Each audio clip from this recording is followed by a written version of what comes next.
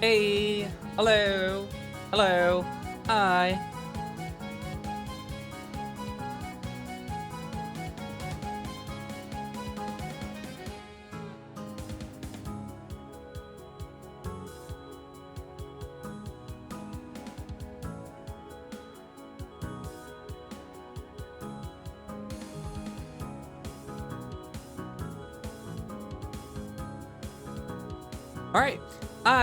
Alright, yeah. What's up? It's been a while. For you to come back to reading Umineko on a what? Don't you mean I was? Or is this like a future tense? Do you want me to like stop reading Umineko again so that I come back on a white horse? What do you mean? What does this mean? You'll need to explain. Hi, Val. What's up? MX, Val. Why is there 3 dashes? Was that really necessary? Alright. So, give me a second to finish setting up a few things. The mic was fucked up. It's fixed. The mic is good now. There's nothing else that's needed. I just need to open up the paint shots. We'll need to do a bit of remembering. That's gonna be pretty important. Okay, give me a second to turn off the sound.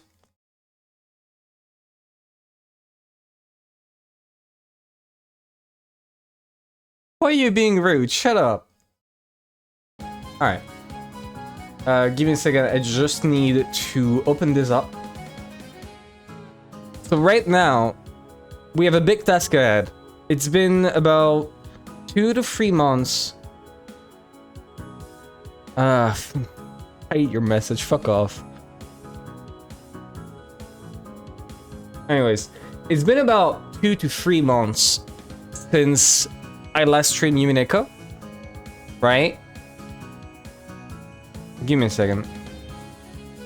And there's a lot that's happened in Umineko. There's like 200,000 words that I've read that I need to remember. Give me a second to put it up on screen. This is episode 1, right? This was where we were at with episode 1. There wasn't much that I really noted down. I noted down like a couple murders, right? There was the Eva murder with Hideyoshi. I still remember the names at least, right? That's good. There's a bunch of small details. Honestly, there wasn't really that much. It was just, I think that's completely wrong. With all the info I have today, I think this is like the bad answer to get out of this. Then we had episode 2. That I still have a lot of thoughts about. I think like a reason why I came back really is just episode 2. Because episode 2 has been still constantly on my mind the entire time. It's me, Trev, from the Undercourt. Hello, Trev! Thank you for the follow, by the way! Very appreciated! I'm re-going over the details because it's been like 2 months or so since I last read Umineko, and I'm getting back into it. As I was saying, like a big reason for that is episode 2, which I've heard some people don't like, apparently. Apparently, people don't like Umineko 2. I found it really entertaining. I was constantly noting down everything, trying to like solve everything at the same time as it was happening. This shit captivated me. It was crazy. I'm still having like many thoughts. Like this, I made this during episode 3. Halfway through episode 3, I started making this timescale right here. And even right now, I'm still thinking, how the fuck they could have done everything. All the inconsistencies in the story that can be used and explained. You get what I mean. Okay. And then, episode 3, which I need to remember properly. As I said, it's been a tiny bit. I'll probably need to go back like a chapter or two. But yeah, there was a bunch of things about like the cookie thing, where she's making like a she's making a contrapositive, but doesn't make sense at all because she's stupid and dumb. The explanation of magic, which, you know, it turns out to be right. Turned out to be right. Impulse Raven. Impulse Raven is truly twisted logic. Not that much. Essentially just a contrapositive. This is already something in mathematics, right? In pure logic, it makes sense unless you twist it. Which is what she does. Because, like, you know, that's the magic of lying. You make things not true become true.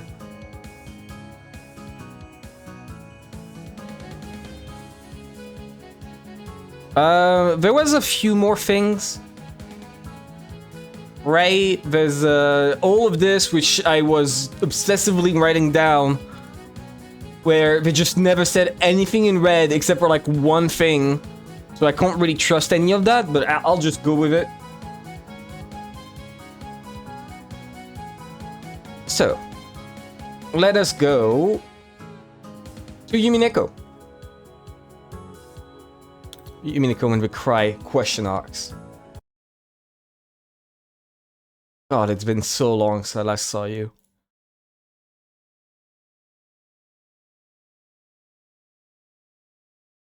Go. We hide this.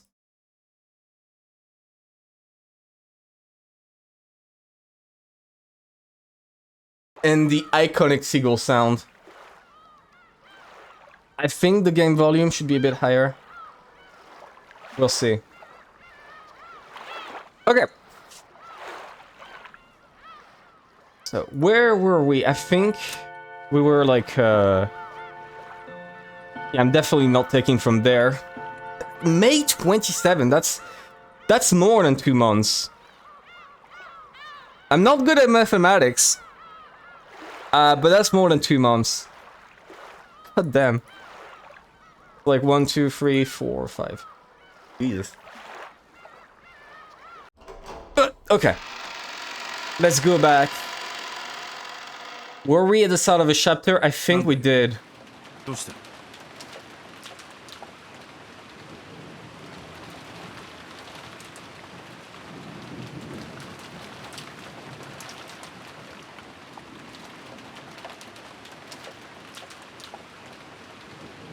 Right, so they were just finished with a tea thing, right, moments ago, and then switched to the humans back again, which is good. That means I can just, like, you know, pick up where I left off properly. Okay. What's going on? What did you want to talk about? Let's make it a bit lower. Carrie called Rudolph up into the corridor. It was obvious that she wanted to talk about something that she didn't want the others to hear. Original sprites on the PS3 backgrounds and uncanny vibes. I love the original sprites. I really do. The original sprites are great. Like, there's... People, like, I see people describing, like, there's a lot of charm as if, like, the sprites are ugly. But I really don't think so. I think they look, like, really pretty. It's good. It just, like, conveys what the character is about. It's, like, too hot, right? They're very expressive. They convey exactly what it needs to convey about the character in a stylized way that actually works.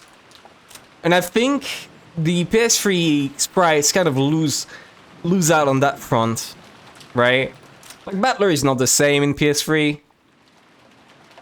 It's just not the same guy. PS3 Battler versus this one. And let's not talk about Pachinko Battler. Give me a second, I think I had it. Yeah, right here. Like, come on.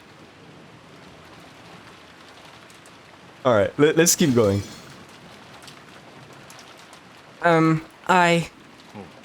Yeah?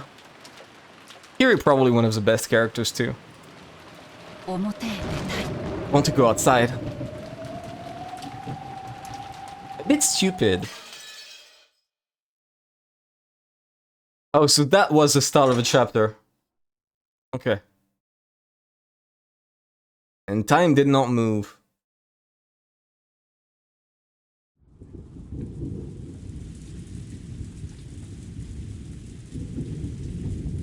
I think people are being killed pretty fast, right? Oh no, never mind. I think they died like at 9 AM in episode 2.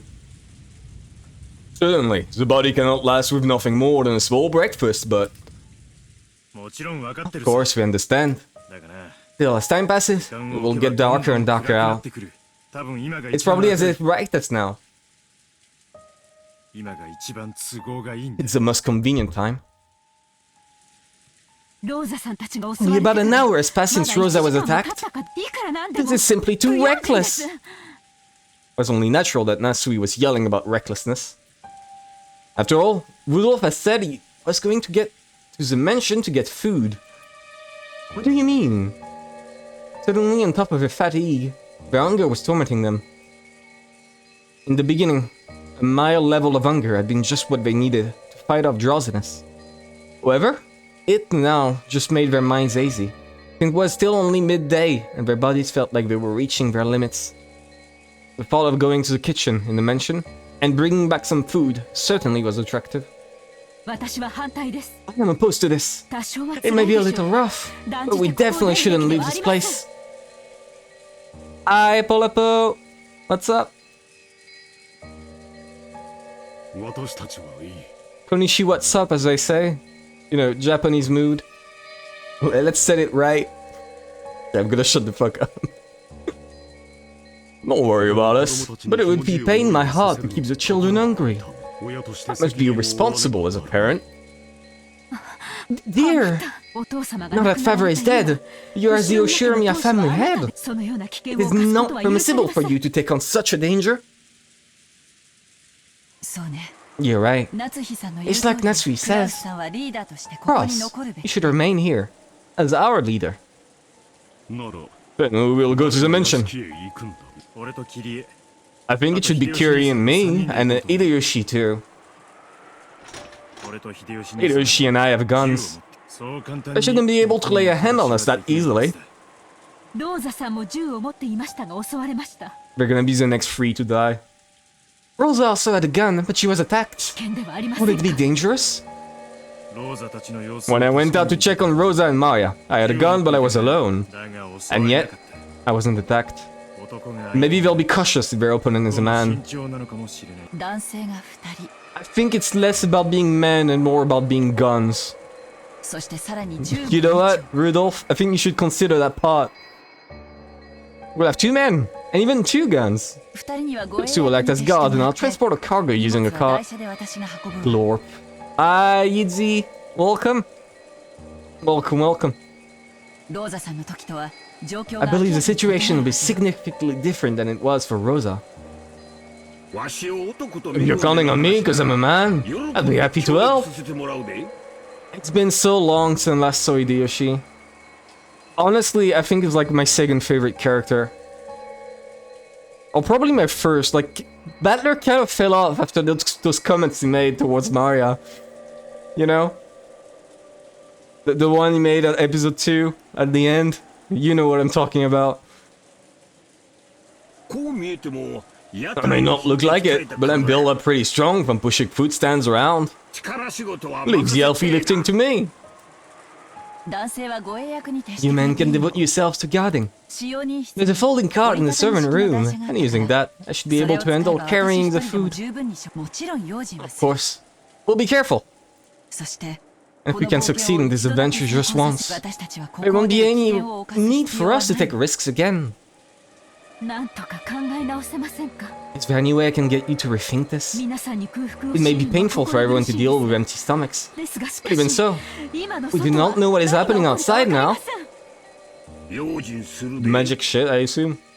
We'll take care. And if I'm feeling pretty bad right now, we can't let her stay hungry. If her stomach's empty, she can't take her medicine.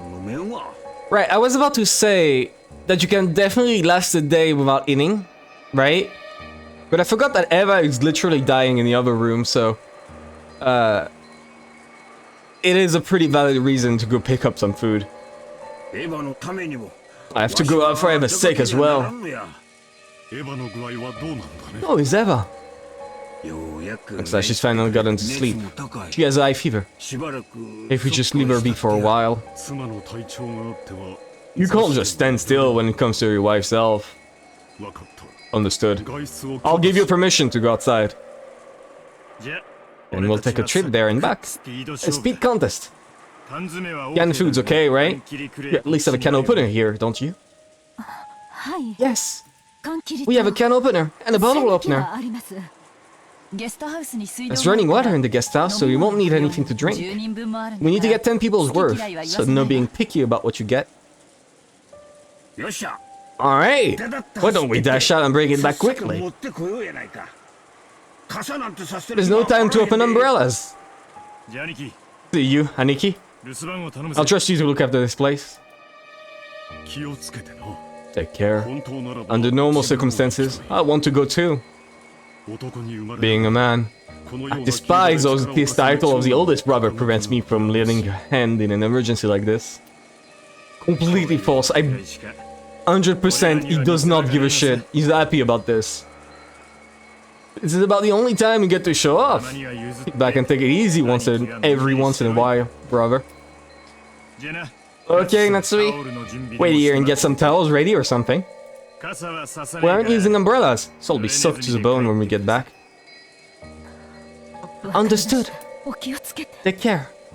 Okay, so there's two possibilities that I'm seeing already. Right? One, all three of them get fucking summarily executed inside of the mansion. Right?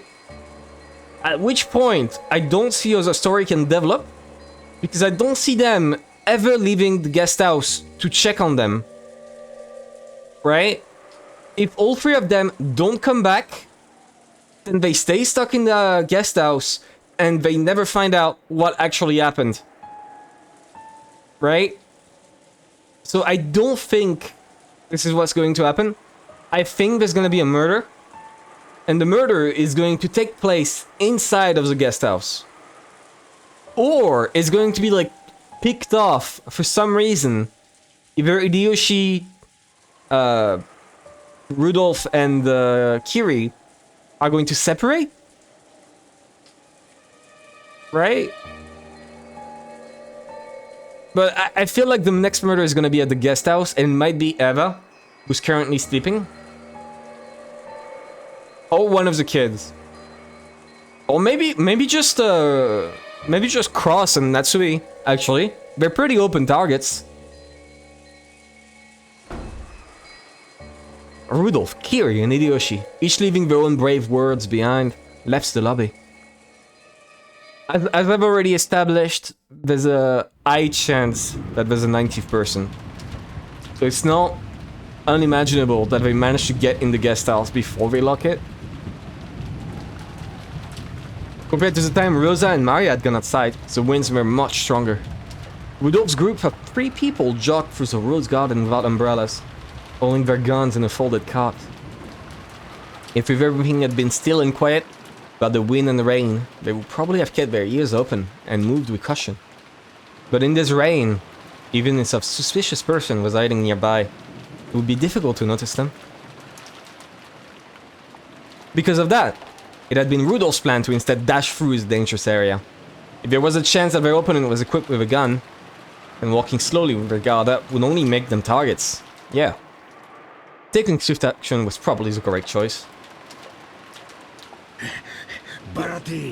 Zora's garden! Look like we're just asking to be attacked! Please, let nobody come out of there! Even as Rudolph and Hideyoshi continued to run, they looked around restlessly, vigilant of the surroundings. Rosa and Maria's death had not been caused by a projectile weapon. However, it was easy to suspect that the servants had been killed in such a manner. Will they come flying out of the dark? Or will they take careful aim and snipe from the shadows? Either way, they couldn't relax their tension for even an instant. But even so, when they reached the overhang in front of the entrance to the mansion and escaped the reach of the raindrops, they felt themselves breathing a sigh of relief. No problems for the first step. Unlike how it was for Rosa. Why would you say that? Why would you compare yourself to Rosa in this situation? Maybe they can't get their hands on us easily. I'd like to believe that. Kiri, unlock the door while we keep a lookout. Sure. Returning home to the mansion with a pair of SPs. If we feel just like an executive. Security privates, yeah.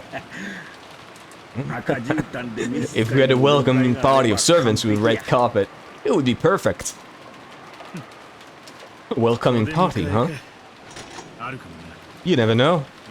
Be careful. As the two cautiously surveyed their surroundings, Kiri unlocked the entrance with the master key she had been given. It's open.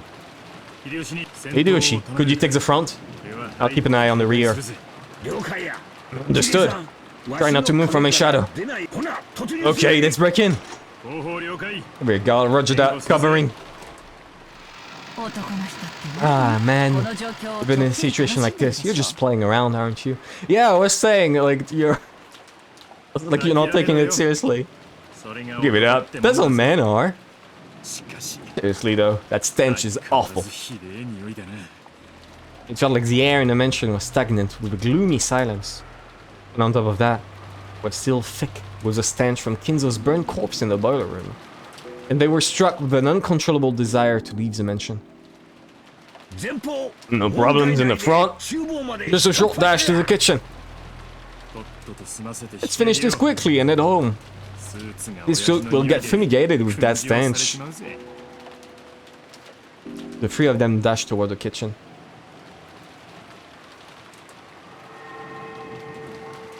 So they are going to get killed. What? Hello, Eva Bito.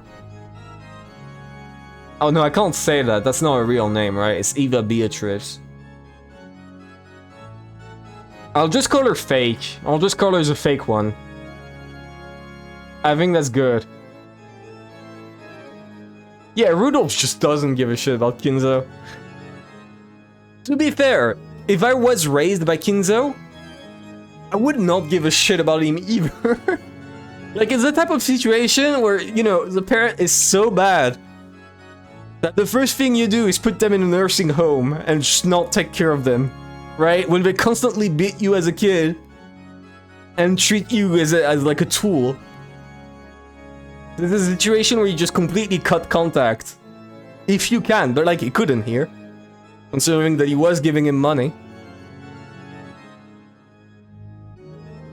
The spirit from the entrance hall, the new witch appeared there. They were lured out just as planned. Just as planned, they got caught in my trap. The witch grinned.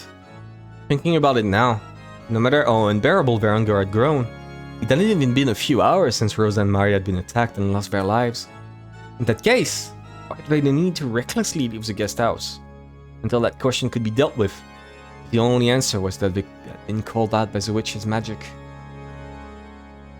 Kiri figured it out. Kiri figured out the puzzle. Maybe that's it. Like, what was the riddle again? It's been a while since I last read it. Tips.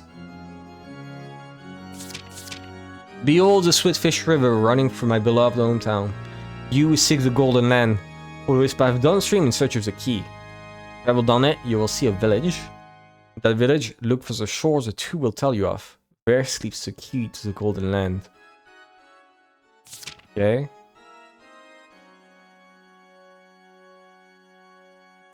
Okay.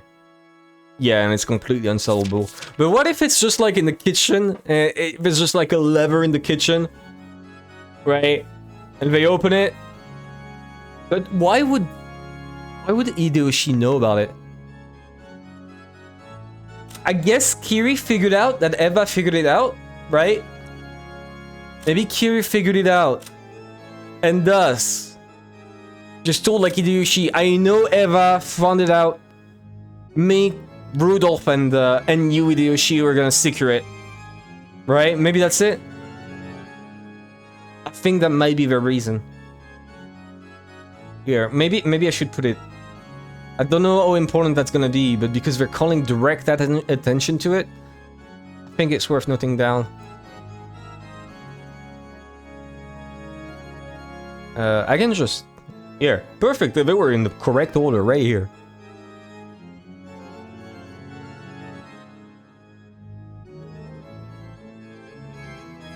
Here we go. I'm just gonna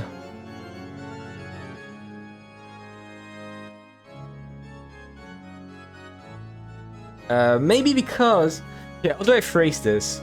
I decided to leave maybe because he figured out Eva found it and where it is. Where the gold is.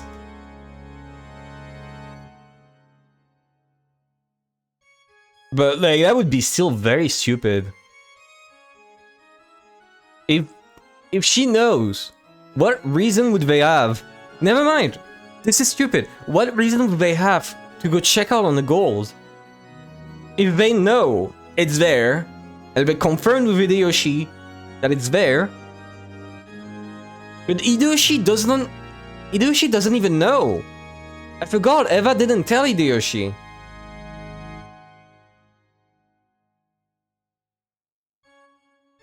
So, then what reason would they have? Never mind. We're probably gonna find it out. Just...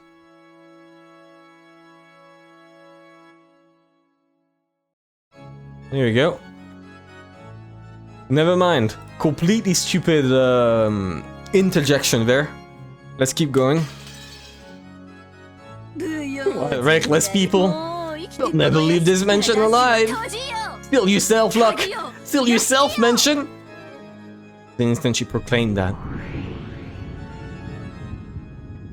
the mansion was sealed off into a separate world. Unless a barrier was undone, no longer would anyone be able to exit this mansion or enter it. Spectacular. To think that even though barely half a day has passed since you succeeded the Endless Witch, you can use magic this well. As a goat. That talent surprises me. It's almost as though you were born a witch. Well, I have been a witch since the time of my birth. Who taught you how to blink? But using magic is life for me. What a fearsome person. The witch's face twisted with brutality.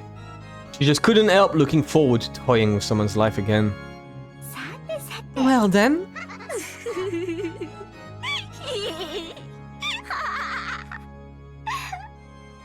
Yeah, I can't imitate that laugh. First up is riddling theory. But in what cruel way should I kill them? Dolphin laugh, yeah. Absolutely incredible. Okay, wait, let me check something about her. No, about the riddle. Why both of them, though? Those who remain shall praise my noble name. I don't think at any point in time.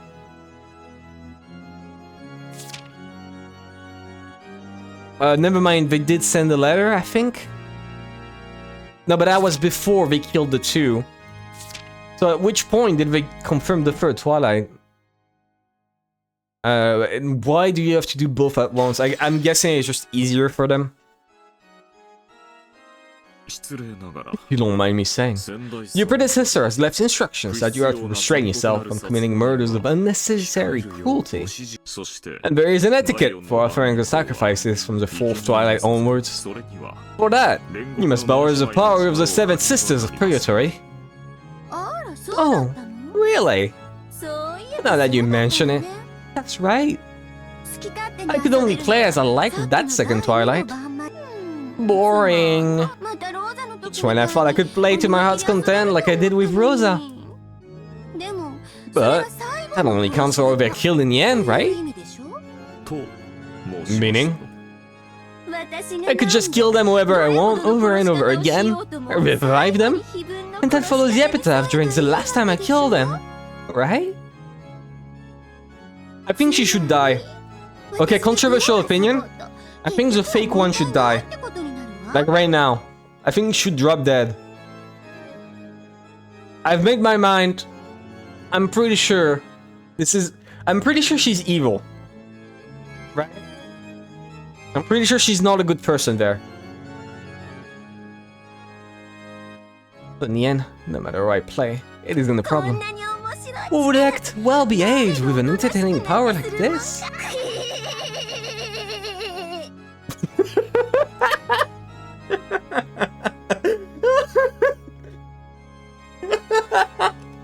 What was that? What was that? What the fuck? Oh my god. Okay. Oh fuck. Let's be putting so much rare. No, yeah, like holy shit. That's an amazing laugh. Holy shit. I'm laughing with her here. I'm sure the argument was, for an endless witch, an extremely valid one. The etiquette that controlled the manner of killing sacrifices of the fourth twilight and onward was presented by lines like Couch he had. However, that referred to the way those people died in the end. In other words, in the process leading up to that, she was free to tease and kill them however she wanted. She just had to keep on reviving them. Follows the rules only when she killed them the final time. Though Renove felt that her innocent cruelty was part of her talent as a witch, she was beginning to notice an innately brutal side of her. They do say that apprentices are the most brutal of witches. And now I see this may be true. Do as you wish, is what I would like to say. But here, it may actually be wiser to show restraint. They have guns, weapons with high anti-magic power. Such as guns, as the natural enemies of witches and demons? A high anti-magic power? What are you talking about? Hello? Okay, I'm putting this on the chart. This okay.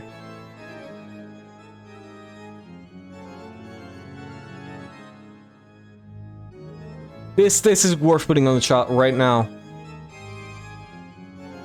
60% or 70. Lower its size. There we go. And we're gonna put it.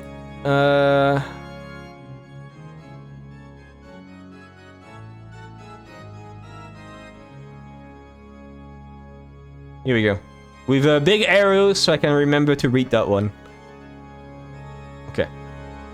Use guns against enemies weak to guns. Yeah, genius move. Really, if you think about it. But they've never established this before. I guess they're establishing it now. But I don't see why I guess it's because it's technology, right? And technology goes against magic. The witch that Bilenkia, this demon butler, was surprisingly afraid of guns. That can't be right.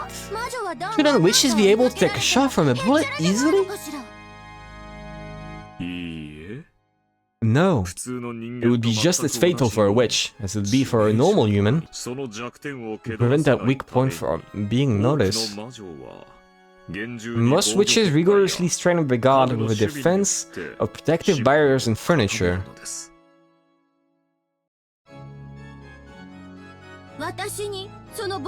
Do I have any of those protective barriers things? I'm thinking back. The reason I stopped there is I'm thinking about on episode 1. At the end of episode 1, Netsui directly shot Beatrice in the head. And somehow, the shot was fired back at her. If guns are powerful anti-magic, then some fuckery happened at that point. She hit the free flame parry. You know what? Okay. When you phrase it like that, when you bring up such a good point, I can't help but agree. Holy shit. No, but like, right? Like, this makes no sense then. Again, there's so many things that don't make sense even with magic in this story, right? When Beatrice said something along the lines in episode 2 of I can break any closed room with magic, I don't agree. I think like one of the first things I did when analyzing episode 2, right, one of the first things I did was think I have every magic power imaginable, right? I have every magic power. How do I break the room and close? I couldn't figure out anything that wasn't teleportation. If I approached it, oh, Beatrice framed it. I kind of found an idea now. I kind of know. Oh, I'm thinking. Oh, I should think about this now. Right? For me, Beatrice completely scrambled the idea. Like, she led Battler through all of this, so everything she's saying gotta like see outside the box, because she locks you into a matter of thinking that makes it really hard to get out of. But what I'm thinking, right? What I'm talking about, maybe important to put the sound a bit higher.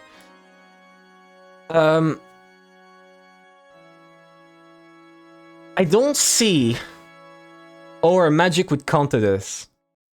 Really makes you think. Yeah, I think that's what I like about Umineko, in fact. Like, it's a bit silly to say, but I do like that it's just well written. And that unlike like a lot of stories I read of riddles and shit, it isn't like an ass pull. At least as far as I see it, right? I mean, I've not even reached the answers arc, but so far I don't see anything that, like, it's just like a gotcha, right? It's like, oh, you didn't see this thing I never mentioned? I've seen a lot of things that were just like throwaway lines, but that were still stated. Like, for example, one of the things that made me realize that Eva had her body moved in episode 1, right, was the fact that she had her shoes on. I noted that down. I noted it down, like, wait, let me just, give me a second to save it. Like, you don't understand, this shot is, these shots are way too big. To the point, like, it's actually impossible to open in Paint. Because it's corrupted. So, like, okay. Here's a shot, right? The first one. I noted it down right here. Wear shoes in bed. And I was like, at the time, I was like, wow! Eva is so silly for wearing shoes. What a silly girl. See? I didn't realize, right? Until I realized, who the fuck wears shoes in bed? Like, the only explanation, especially in Japanese culture, where they don't wear shoes in homes, like, at all. At least as far as I know. The fact that Eva would actually lay in bed with her shoes after having sex is the silliest thing ever, so her body was moved. It's like what I mean, right? Just one throwaway line that I could have completely missed kind of cracked the case for me.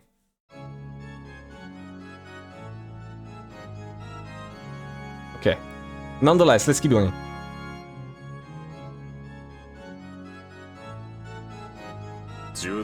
Constructing a barrier to make even gun bullets ineffective requires much in the way of preparation and ceremonies.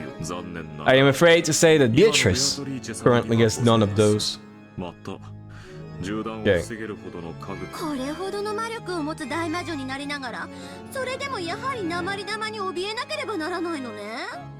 That is very important.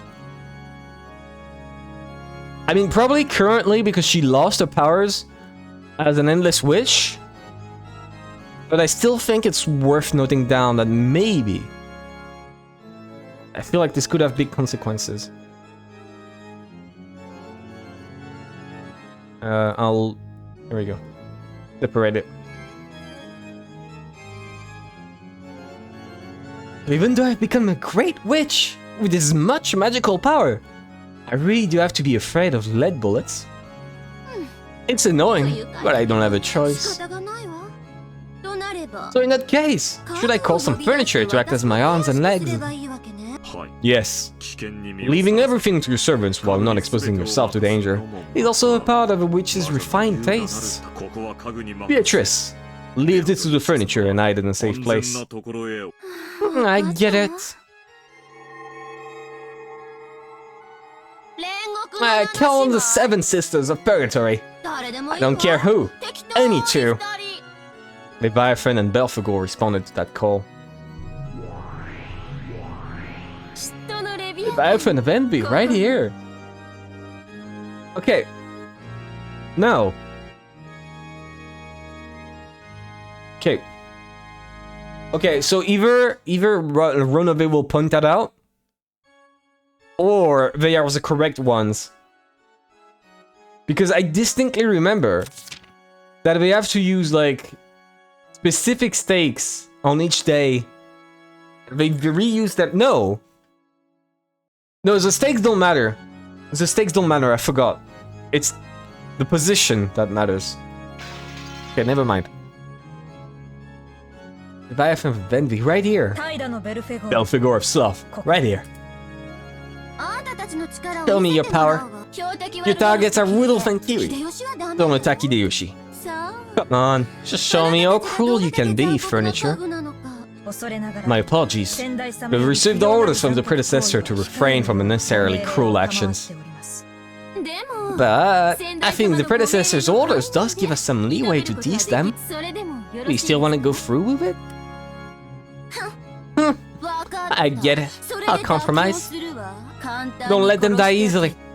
Thoroughly corner them. Let them taste the fear of death before killing them. Will that be okay, Runaway? Yes, depending on the degree, I do not believe there will be a problem. Yeah, Beatrice did the same thing, anyways, in episode 2. Like, she was delighted from it, anyways. Then go! Yes, leave it to us! Your opponents are armed with guns. For those such as you, dodging them should be easy. But if you are hit, the wound will be fatal. Proceed with an appropriate level of caution. Don't worry, we aren't that incompetent.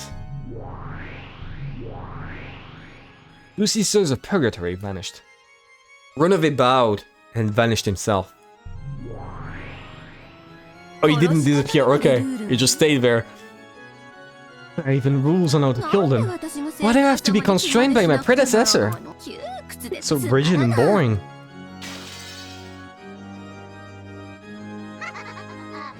Yeah, ha ha ha ha. Is what I say. As the witch looked up at the portrait of the predecessor hung in the hall, she cursed.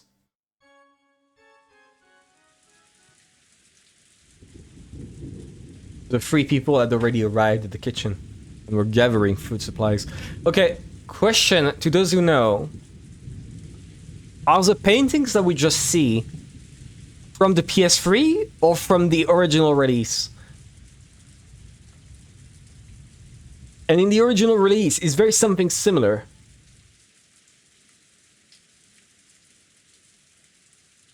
The paintings weren't changed, so it already looked like this. So the art style was a stylistic choice. Yeah, okay. That's what I wanted to know. The 3 people had already arrived at the kitchen and were gathering food supplies, considering the possibility of poison. They gave up on the alluring fruits and vegetables. There's one that did the character designs for the PS3. Yeah, I don't think the PS3 looks bad. They did whitewash Battler a bit, I'll say, and made him a bit too generic. It kind of lost all his riz, but it still looks good. He's a crime, yeah. Like, come on. Like, this is the type of guy I would be, like... You know... He looks like a guy that would just be his bro, right? Like, the type of guy would just be, like, a perfect friend. Brother. Right? Like, a chill dude. That's what I mean. The PS3 one does not look like that. He just looks like, what does he look like? What's a good comparison?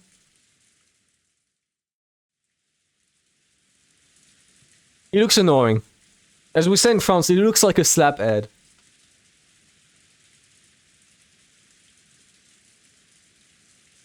He gathered a whole cardboard box full of only the safe canned foods. It was very heavy. By piling it on the cart, they could carry it well enough. This should be more than enough for 10 people to hold out until tomorrow's breakfast. That should carry them until the boat arrives. The two men were supposed to be focused solely on guard duty, but the weight of the load was tough on Kiri, even with the cart. Hideyoshi, who wanted to show off his power, switched to be the cart pusher, and Rudolph and his wife took up the... how many cart...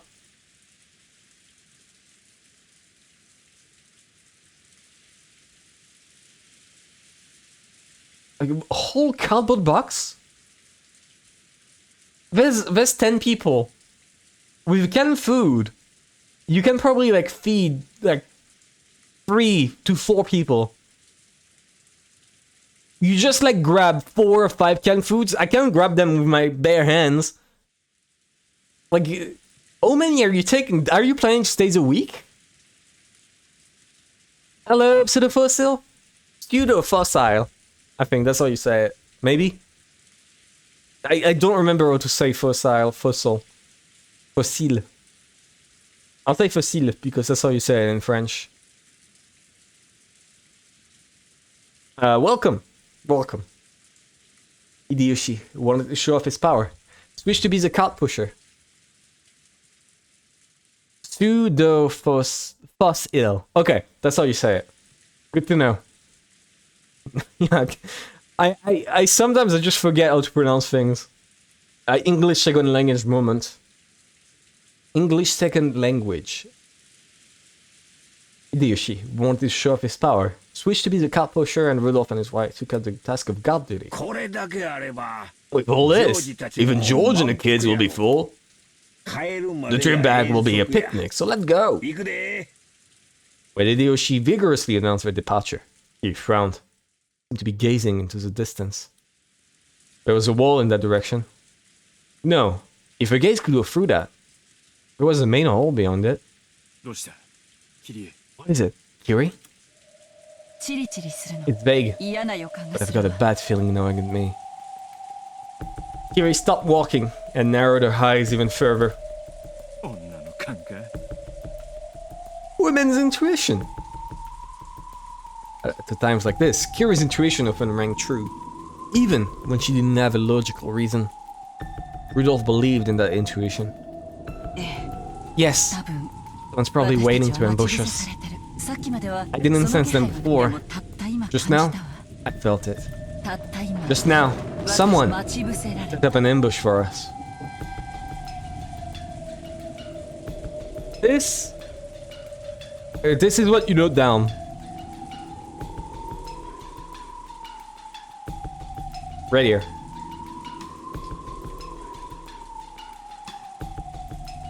We're gonna do the usual. Here we go.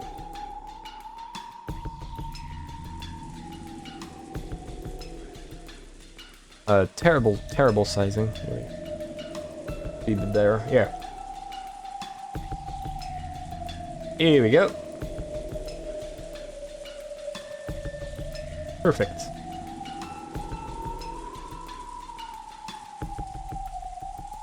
Okay. It doesn't need to be that big though.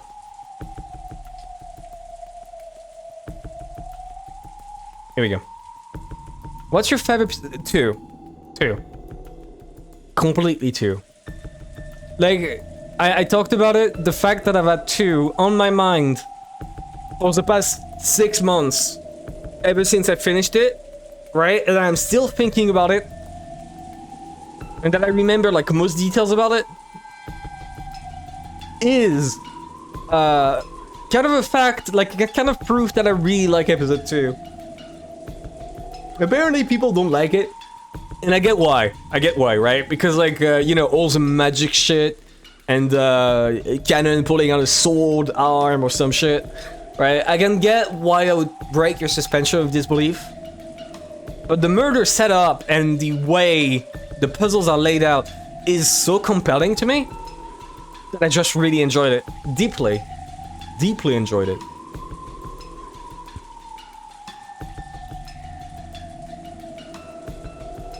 I was hooked. Like, literally hooked. It was just impossible for me to stop at that point. I was already, like, pretty hooked on episode 1. Episode 1 was good. Not the best, I think, because, like, it takes a while to set up. And episode 2 does have its bad moments. Like, with, George Epstein and his date with, Shannon. Which I figured out way too late how problematic it is, because I thought Shannon was, like, 20. But she wasn't. But she wasn't. But she wasn't. Alright, let's keep going.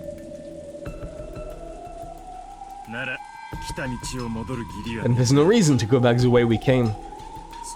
There's a back door over there, right? Let's leave that way. Rudolph made to unlock the back door. When goods were carried into the kitchen, they never passed through the part of the mansion that the family came and went from. Oops. Thank you for pointing it out. My mistake. Yeah, that was that line of dialogue, and then this. They never passed through the part that the family came and went back from. So outside the back door, there's probably a ramp used to carry things in. Yeah, I made a map. Okay. I need to remind myself of the map right here. Right? And they established this because at some point, Cannon came from the back door, went to the servant room, which was nearby the kitchen. Something like that.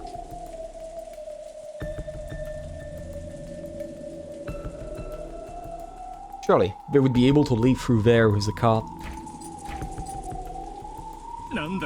What the heck? It's stuck! What's going on? You should do like in the movies and shoot the handle. That will definitely work. Can't you open it? No. Is it broken? It isn't giving an inch. Rudolph tried various things. First using force, then coaxing it. But the lock was as hard as stone and didn't even budge. No force it. Let's leave through the front entrance. Right now it'll be even worse if we stand around wasting. What are you talking about? How can it be worse? In fact, I'm pretty sure it would be better. Right? If we're setting up an ambush, the best plan is not to go into it. It is either to leave by the back door or stay in the room waiting for them to, like, get tired.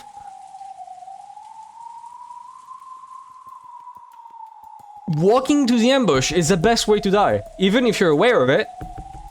If you walk straight into it, you're still dead. I don't get it. You think this is a trap? I don't know. Be careful. With strained expressions, the three of them returned to the hole again and headed for the entrance. Who is it? The instant they exited into the hole, Rudolph noticed a suspicious arrow right in front of him and yelled. In that instant, a storm of gold leaves started blowing, and gold butterflies covered the area with a gold color.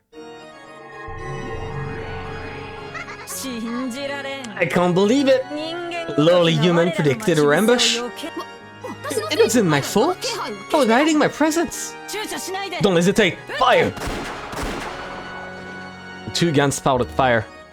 The lead bullets blasted right through the magical defense of the pair as easily as though it were a wet paper wall. But the two figures that should have been there disappeared.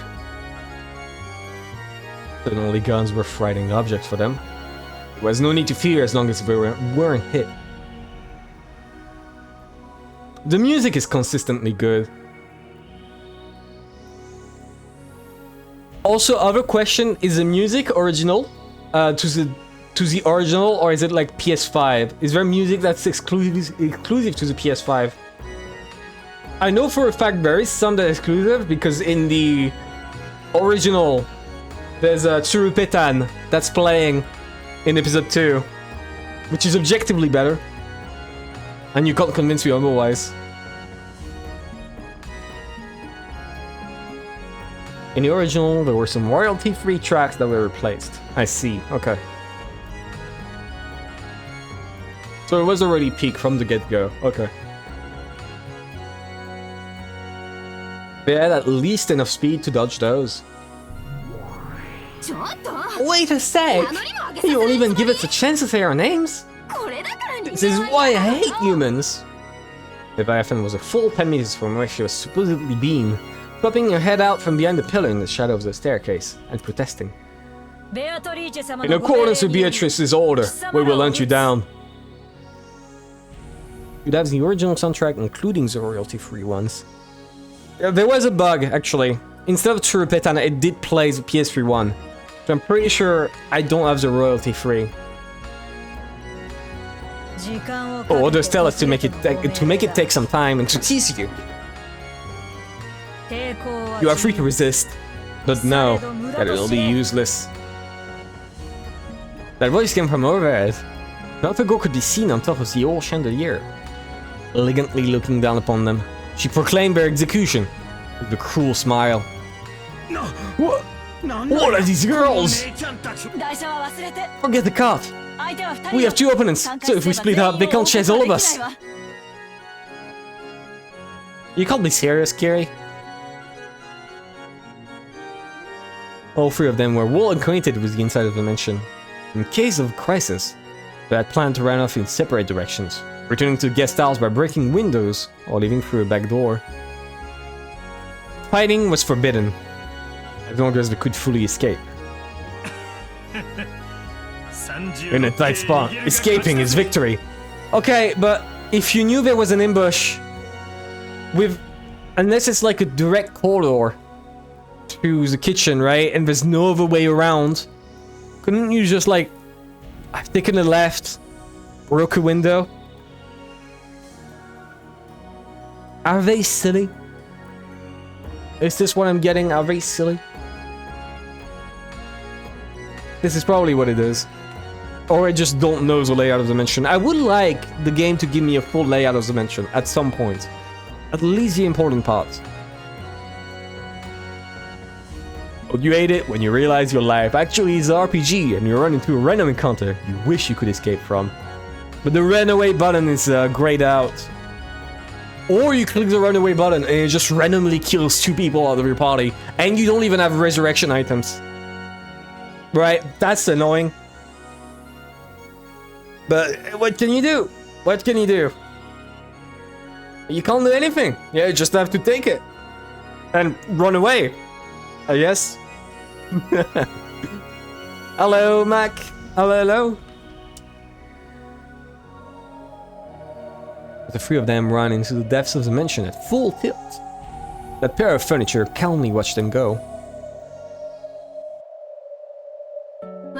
I'll kill the woman. You take the man. Understood. The furniture in the shadows of the pillars. How much do you want to bet that Hideyoshi is still carrying the cans? He still has a cart and is carrying the cans.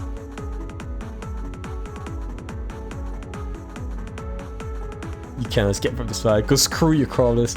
Yeah, that's nice. This song is good. Yeah, I love how it's just like random techno popping in at the best times. I'm glad I'm back to Umineko too. It's been a long while. I like Umineko. I did stop because like there was at some point there was just like barely anybody watching it and I kind of lost interest because of Eva Beatrice. I don't like this character. I'll say it, I don't really like her. At least there's rid of it that's like carrying. But still. Furniture in the shadows of the pillars and on the chandelier made the figures explode, and, leaving behind only the sound of a hopping beetle knocking against the wall, they pursued their respective targets. Their speed was overwhelming, and they easily blocked the other's path of retreat. Let's see what this furniture's got. It's able to amuse me.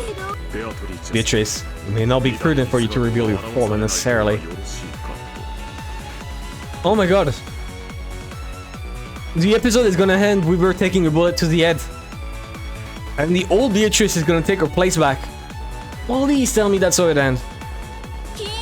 Hope so. And you don't necessarily move your king away from the center. It's part of a monarch's.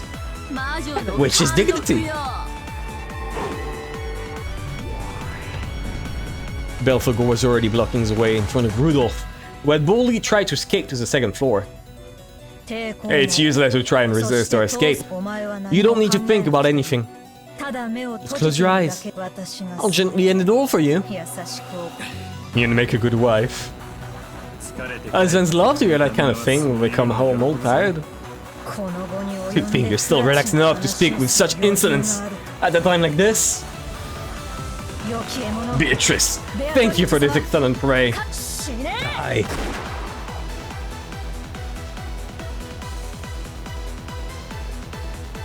Yeah. Thank you, Rudolph. Rudolph shot first. But even before that bullet could hit her, Belphegor had already moved behind Rudolph's back.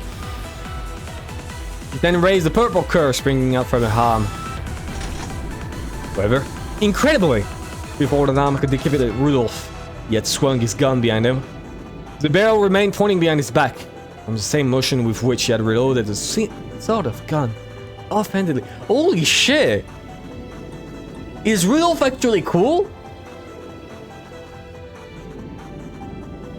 I didn't think this would happen. Rudolph is actually cool.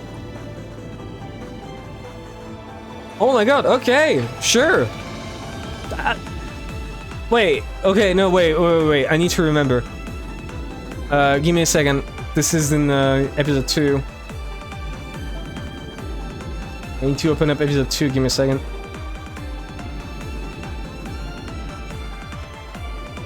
There we go. Copy. Alright, this is episode 2. He has a fang. He has a fang. That explains it. That explains why he's cool. Right? That's how it works. If you have a fang in this family, that means you're cool, inherently. Nothing's gonna happen.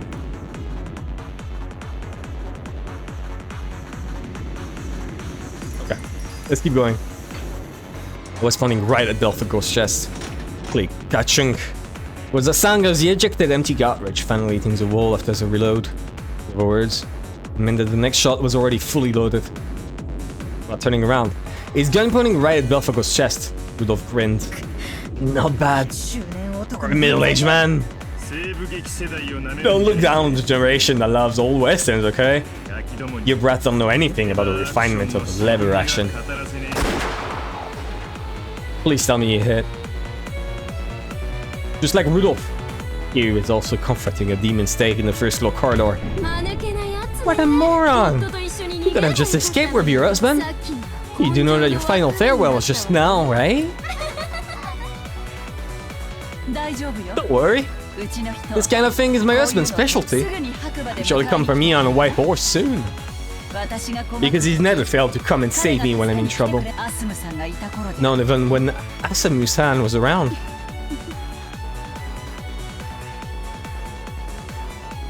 Right. I remember this now. I remember this. She's a mother. She is a mother. I wrote this in like episode 2. I wrote it in episode 2. Let me pull it up again. I'm checking it again, but like it's been so long. I need to keep checking the chart. I wrote it right here, I think. Where? Yes, here we go. Here we go. I don't mind. I'm the one who should be opposed as a pair of mothers with daughters. Okay.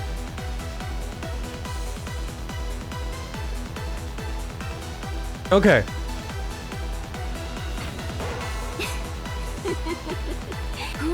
What a happy couple. I'm jealous. I am led by a fan of envy. Envy itself is my power. My anger, my power. I agree. Envy is a source of a woman's power. And if that is power, I won't lose to a girl like you. Imagine saying that to the one who governs envy. You actually think I'll let you two be reunited? Azumi's Batman's mom. Oh. Really? Never mind then. You're right.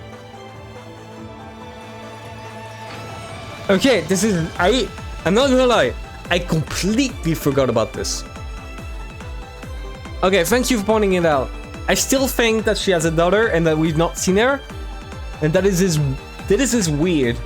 That we've never seen Kiri's daughter. Or at least mentioned it more than one passing sentence.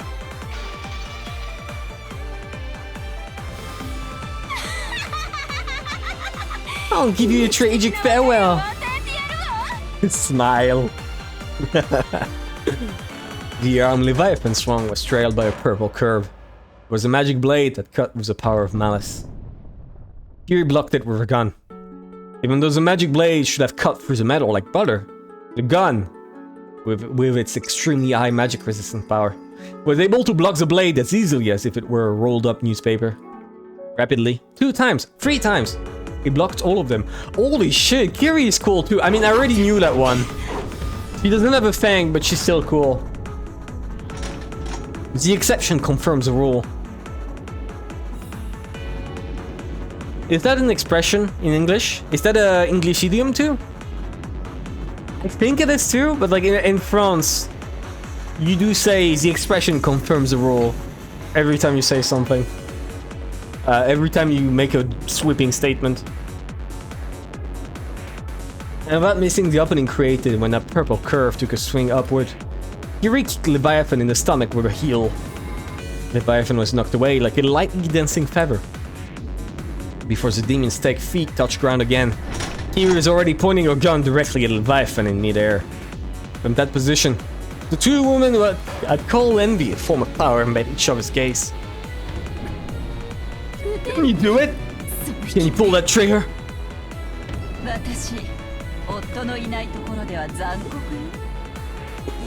I love Kiri. I love Kiri so much. I love her so much. She's so cool. Like, Kiri is so cool. I need to save this. This is absolutely worth keeping. I'm gonna lower its size because it's not that important. A bit too low.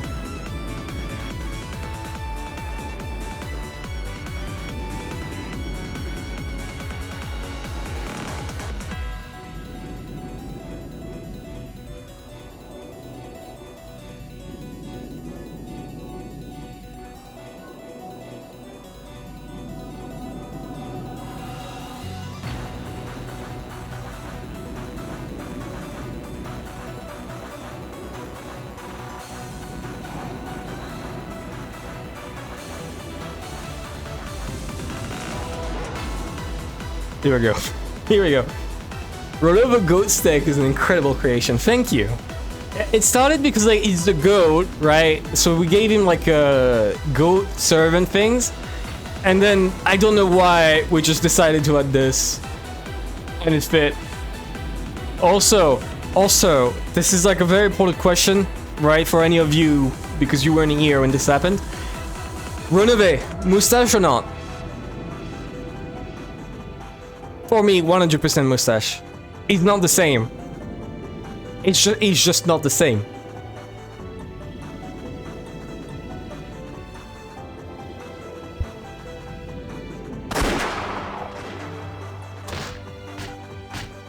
Hideyoshi time. Oh no, never mind. Oh, whoa. Rodolphe tumbled down the stairs. He'd been gradually cornered by Belphegor and been pushed back into the main hall they started from. The predecessor's furniture is pretty good. They aren't very flashy though. Beatrice-sama! It isn't over yet and it's dangerous to show yourself. Don't tell me you're Eva. That used to be my name. But it's different now, Rudolph. I am the fake one now. You don't have to tell me. You're gonna say you're the golden witch, Beatrice, right? did he know? At the time Rosa was killed, I had a vague idea. Rosa, forgive me. Forgive me for sending the sister you hated down in the hell you're in. Did you just imply Rosa is from hell? Does he really dislike Rosa that much? Beatrice, look out! Rudolph mercilessly pointed the barrel of his gun at the witch who claimed to have once been his sister. The Belphegor would not permit that and attacked savagely. He disappeared and headed for Rudolph's back. Twice in a row? She dodged that shot and again headed for Rudolph's back. And vanished over and over, instantly moving into Rudolph's blind spots. It was almost like she was a fairy. As she blinked in and out of vision, Belphegor incessantly drove towards Rudolph. Maybe this is kind of fun. Rudolph, let me sit back and watch to see how long your brave efforts last you. Not even by ever. Everyone hates Rosa. And like, I feel a bit of it is undeserved. A bit. I will say, she didn't turn out to be an awful, terrible mom solely because of her. Maybe her upbringing was kind of like, you know, had kind of taken part in it. Maybe her brothers and sisters. Maybe. At that time, there was a dull tearing sound on Rudolph's cry of anguish. Rudolph's reaction to the dance of the purple curve that pressed upon him had finally been too slow, and let it lightly close his flank. That single wound slumped me down just once. That led to a new wound, which slowed his actions again.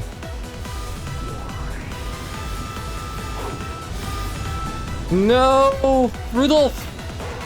Belphegor's dance began to swallow Rudolph whole. Watching Rudolph's body gradually get carved up, his former sister let out a shrill laugh. Yeah! Did I do a good imitation? Was that a good impression? I hope so.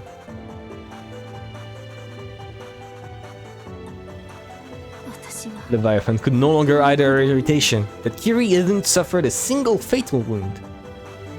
I really am a moron. Among the seven sisters, I always was the slowest to grow. I was always slow, always weak, always stupid. The inferiority complex became envy. And when I convert that into power, I gain a strength greater than that of any of the sisters. It's important for young girls to have a moderate inferiority complex. It teaches women about cosmetics and hard work. And voting. I guess that's what Eva did. I don't like having to use the limits of my power against mere humans. I can turn my envy of your ability to trust completely in your husband into power. I don't like it. Why you so relaxed when you're fighting for your life? You go. I wonder. I get it. You're fully convinced that your husband will come to your rescue and save you. And an incredible trust of yours. It's enough to make me jealous. What kind of trust did we sisters have for each other? The sisters are always looking down on each other, trying to thoroughly lambast each other when things already look bad. Although you do sisterly activities like carving a battler, right? That is a fun bond, a fun bonding activity. Don't dismiss that. I've always been bullied by my sisters. I've always wanted just one person to take my side. And then Kiri says, well, I can be your friend. And then Leviathan starts crying and goes, yes, please, let me be your friend. And then they like walk towards the main hall hand in hand, and they start fighting against Eva Beatrice. And it's gonna be epic, and they're gonna summon Gungnir. Or some shit, I don't fucking know. I still don't understand what the fuck happened there. So wholesome. Yeah. It's the true The true treasure was friendship all along. Who knew? Who knew? Look, my only main attitude is actually family therapy. Yeah. I've always been bullied by my sisters. I've always wanted just one person to take my side. When I see you with a single ally was completely trustworthy. That feels the strongest envy. Ah, that confident expression about the belief in your husband. I can feel it giving me power. And then Kiri goes, actually, I think he died. Fuck you. And Leviathan loses all of her power. Might even surpass that. It's the speed of sound. Leviathan turned herself into a stake. And the speed of her flight as she attacked was proportional to the strength of her envy. Since the day my sisters looked down on me, I was jealous from the bottom of my heart because you have a 6 who grew quickly. I was jealous for 7 days and 7 nights. You can see the power I gained as a result of my speed. I'm sure Miyakiri! The demon stake exposed a true form, leaping about at a terrible speed.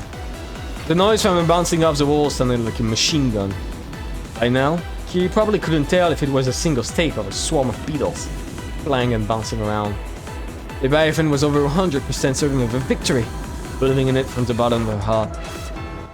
Then, Kiri spoke with an unbelievably calm voice. She's gonna say it. I was the one who went out with Rudolf-san first. Asumu blended on the cut in between us and shrewdly got pregnant. I don't blame Rudolf. The woman used the body as a weapon to seduce him, and then acted even more repulsively, cornering Rudolf and forcing him to get engaged to her.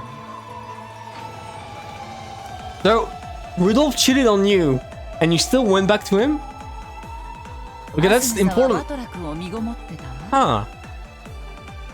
Asumu had been carrying Butler. At the same time, I was also carrying a boy. A boy? Wasn't it a daughter? Did she make a daughter afterwards? As fate would have it, our delivery dates were on the same day. Did they fuck on the same day? Did Rudolf fuck like Kiri in the morning and then went to Asumu in the evening? Oh, horny is Rudolf. I mean, I guess there can be a few weeks of difference, but it's funny to imagine in the same day. Just like banging both. Holy shit, Rudolf. Wouldn't put it past him. Wouldn't put it past him either. You know? Then Asumu gave birth to Butler. But I had a miscarriage. Ah. Imagine. Okay, imagine if Kiri said, then Asumu gave birth to Butler, and I gave birth to my son. And I was so jealous I flipped them around. Then Kiri instantly loses all respect I would have had for her. But that would be an incredibly funny move. Let me just move to the other room real quick. Why do you look so tired?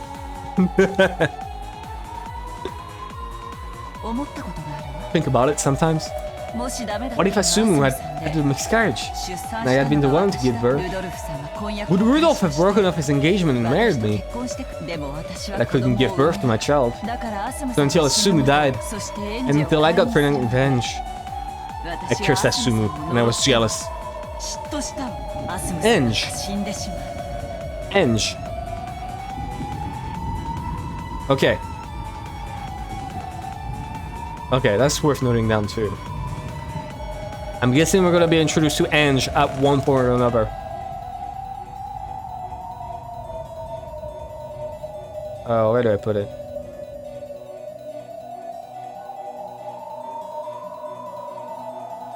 I guess here.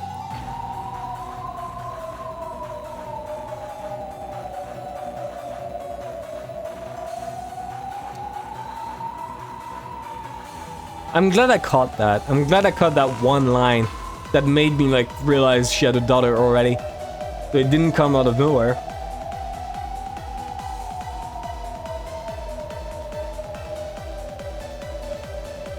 Let Asumu die. It's a whiplash from this. Yeah, that's what I strive for. That's what I strive for in my stream. Good of Take is an incredible name. Oh my god, I have to note that down. That is actually an incredible name. I have to note that down.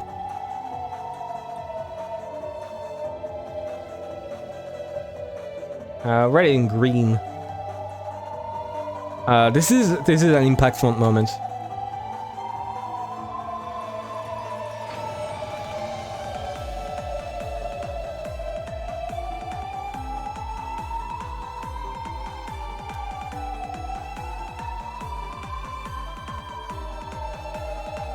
There we go. Runobe is his dead name. This is his new name. When you see him like this. When he appears in the story like this is how you refer to him, please. Because he's gonna appear like this. This is canon, obviously. Let Asumu die. Then I want him to marry me. My envy, I kept cursing like that over and over. Until Asumu finally died. I was certain that I'd use the power of magic to curse and kill Asumu. But I didn't quell the flames of my envy. Don't tell anyone, okay? Every time I look at Butler, I remember that woman. Every single time I look at him, I think that if only my child had been born, it would be the same age. I'm still jealous of her, tormented by her. Even now, and from now on. Into the future. For all eternity. You say you were jealous of your sisters for 7 days and 7 nights. That's right.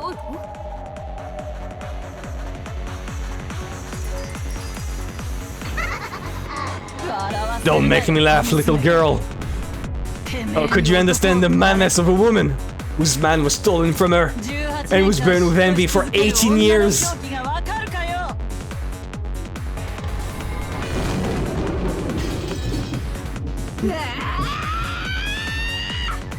Oh my god, I fucking love Kiri.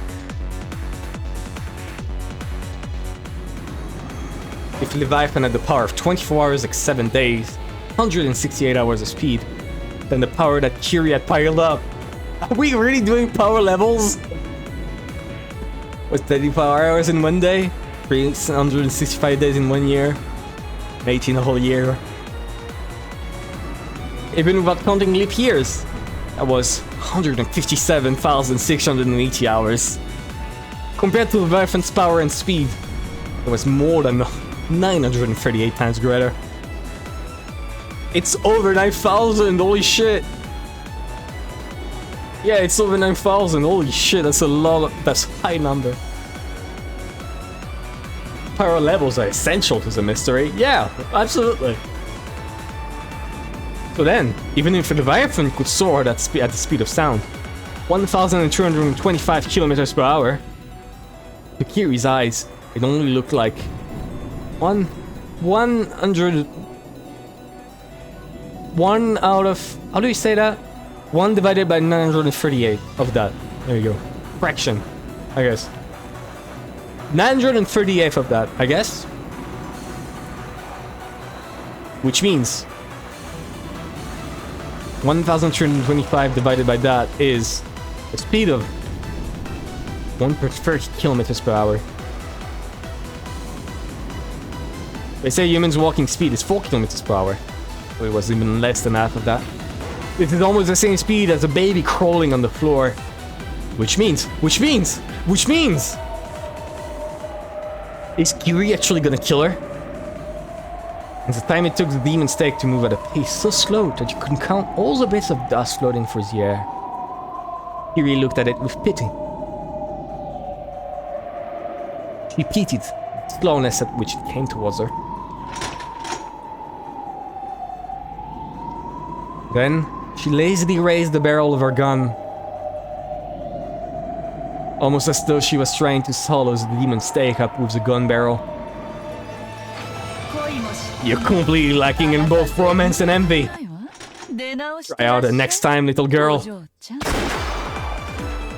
This is Kim. This is absolute Kim. Holy shit.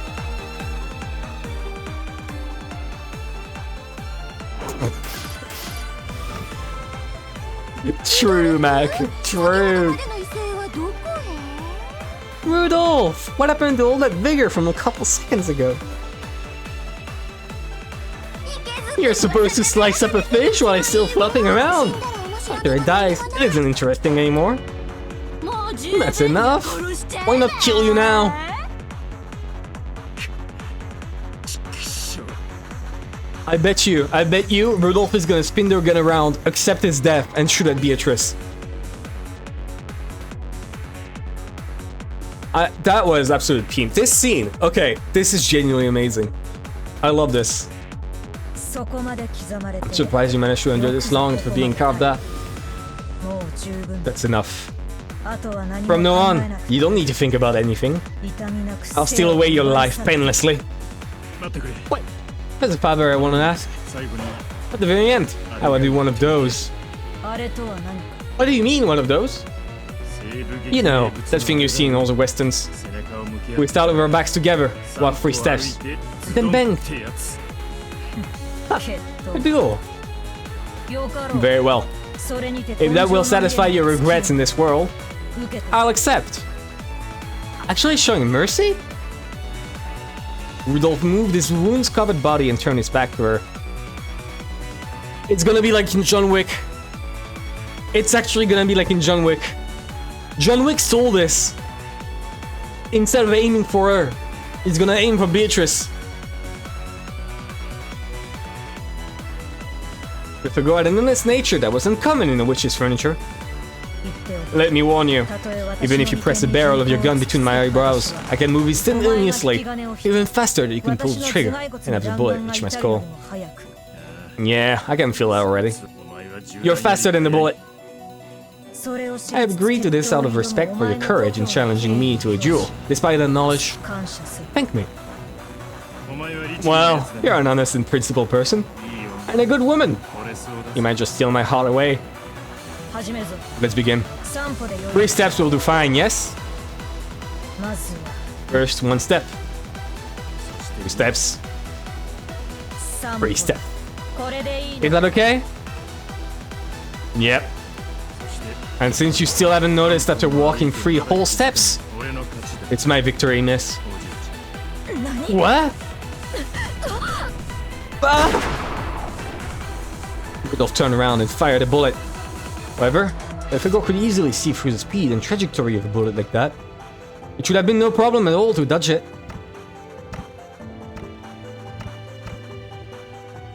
Finally, the humans get a win! But a spray of fresh blood flew about. Pepego had set up an adequate magical defensive barrier.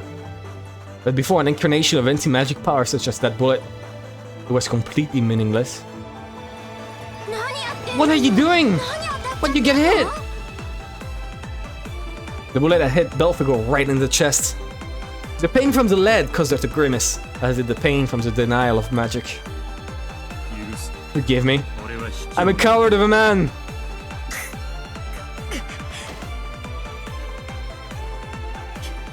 What a killjoy! You think that furniture of a witch could be defeated by a human? Know your shame. Worthless, pathetic! If only you just grovel and die! Quit it, sister. You could have dodged it, but she didn't. She realized that you were in the line of fire, sister. But this faithful girl took it without dodging, protecting you. At the very end, she saw that I was spinning the rook and the king.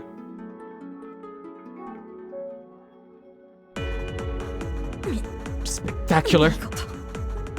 Don't hate me for it. I plan to resign if you noticed it while you were taking those 3 steps. Whereas the Japanese terms being censored to English in my weekly end. Because it's odd for me to like mentally translate every time. Was mistaken. Amazing. Shit jokes, but we love shit jokes here.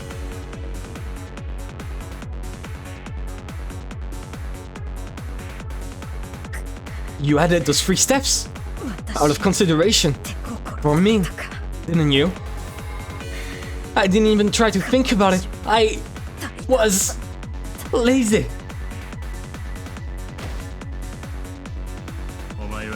You were a good woman. Go to heaven before me and get yourself all made up. I'll definitely come and shut you up. So he thinks Rosa goes to hell and he goes to heaven. I think adultery is something that gets sent to hell. You know, Rudolph?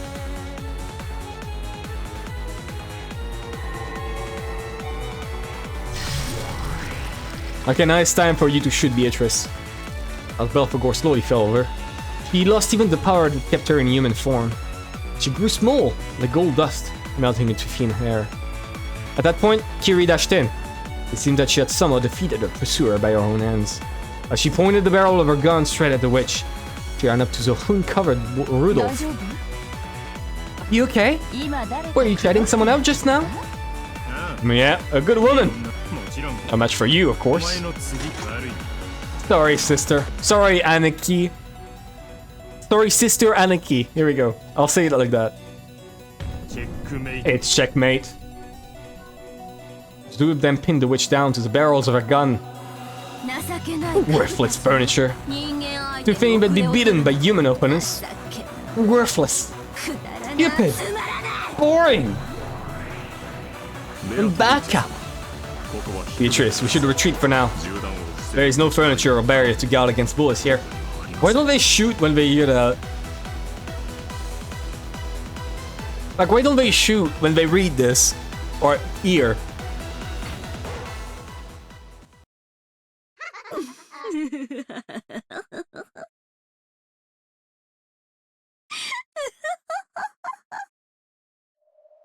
The witch began to let out a muffled laugh. Surprised not only Rudolph and Kiri, but Ronove as well. Because a situation like this, with two guns pointed at her, was not one that even a witch could just laugh off.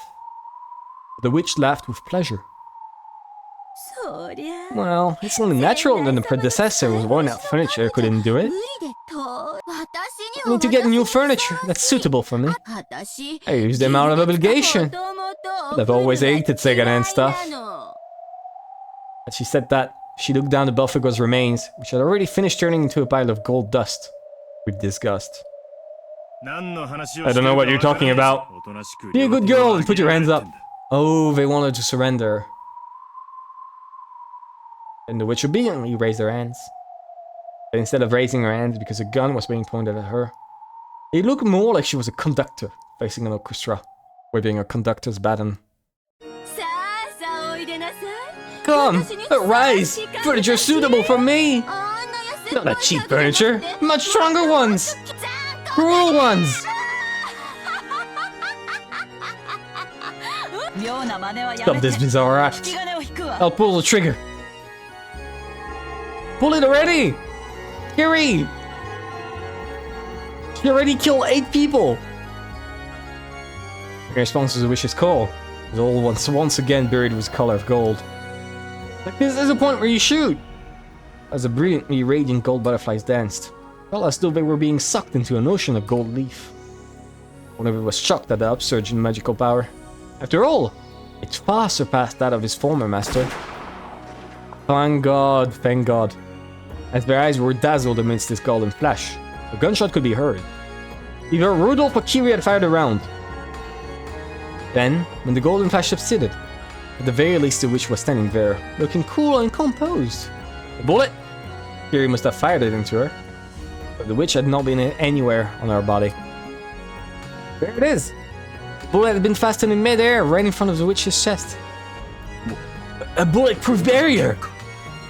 In an instant, a barrier that would require a significant amount of preparation, even for the predecessor, had been. One of his face was twisted in shock. And the surprises did not end there.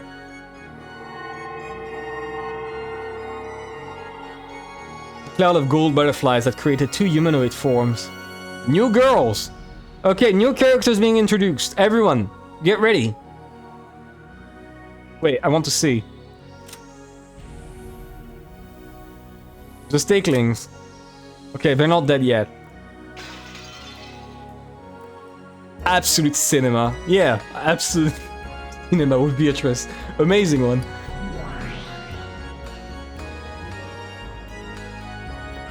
Okay, there was a furniture summoning.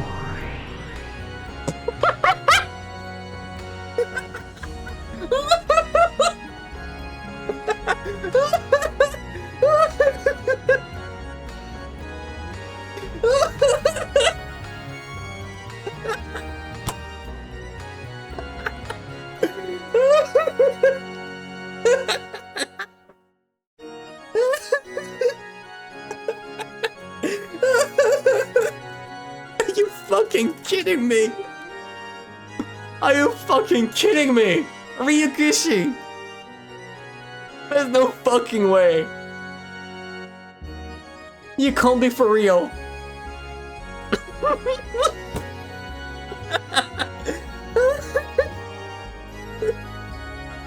Oh my god.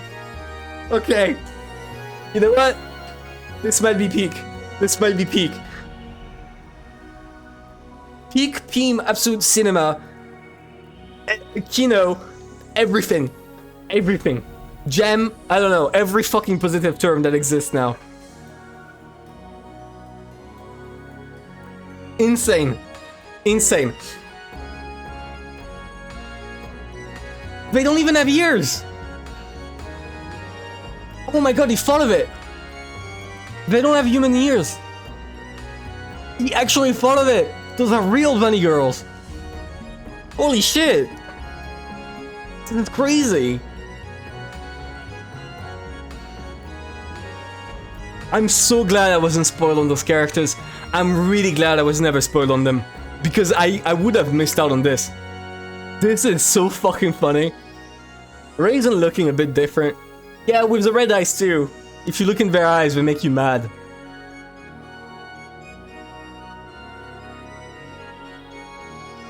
Oh, goodness gracious. I love those girls. Actual two Lunarians. No, you know what? Yeah. And they're... No, they're not Lunarians. If I recall correctly, the rabbits are not Lunarians. They're slave to the Lunarians. Which, you know, kind of makes sense too in this situation. Eva Beatrice is a Lunarian. That's it. That's my theory. Oh my god. Oh my god. This, I need to note that down. I need to note that down. This is huge. By the way, for those who don't know, I played a lot of 2 on this channel. So expect 2 references.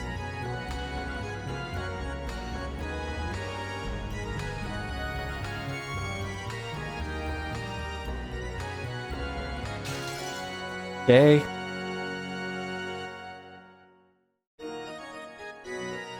Okay, give me a second.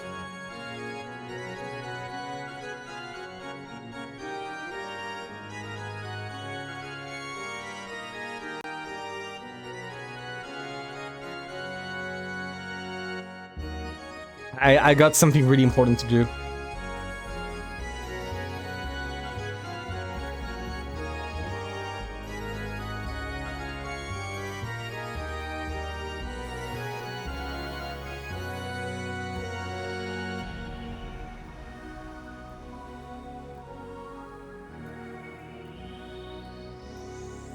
The worst character in 2 mixes with the worst character in Umineko. Can you believe this? Can you believe this? This is the perfect match. They were made for each other. Here, we'll even like sneak out the bad stuff. We're gonna make it perfect.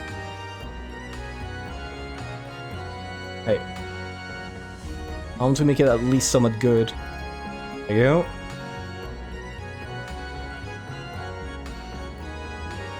What? Oh shit. Oops. Am I stupid? There's a fucking eraser tool that I can use there.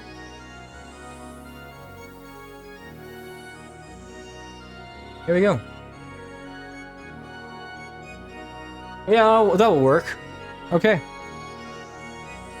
Even be a bit more precise.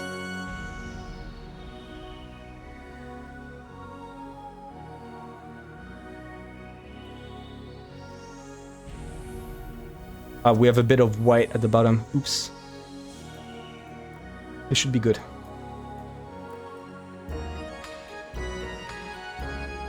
This is perfect. I love this. I love this. This is a reference that pleases only me. Probably. Because if you've been watching for a while, you know how much I hate Silent Sinners in Blue. This makes me very happy.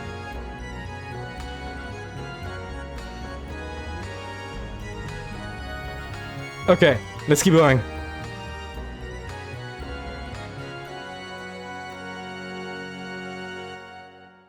That explains why Avatrice is so OP and knocks everyone. True! That explains it! That actually does! Did this release after Silent Sinners in Blue? Genuine question, did this release after Silent Sinners in Blue? Because that might be it, right? The ending of Umineko is that all of it was pointless, and the way that the humans won is because Battler stole fucking cookies from Ronove and ran away, and that's how they win. Because they stole cookies, and that's gonna be the climax of the series. You know what? If that's how it happens, that's absolute cinema. I will say. It reminds me of the best part of this amazing manga. Okay, let's keep going. I'm sorry, but this is so fucking good. I love it. I really love it.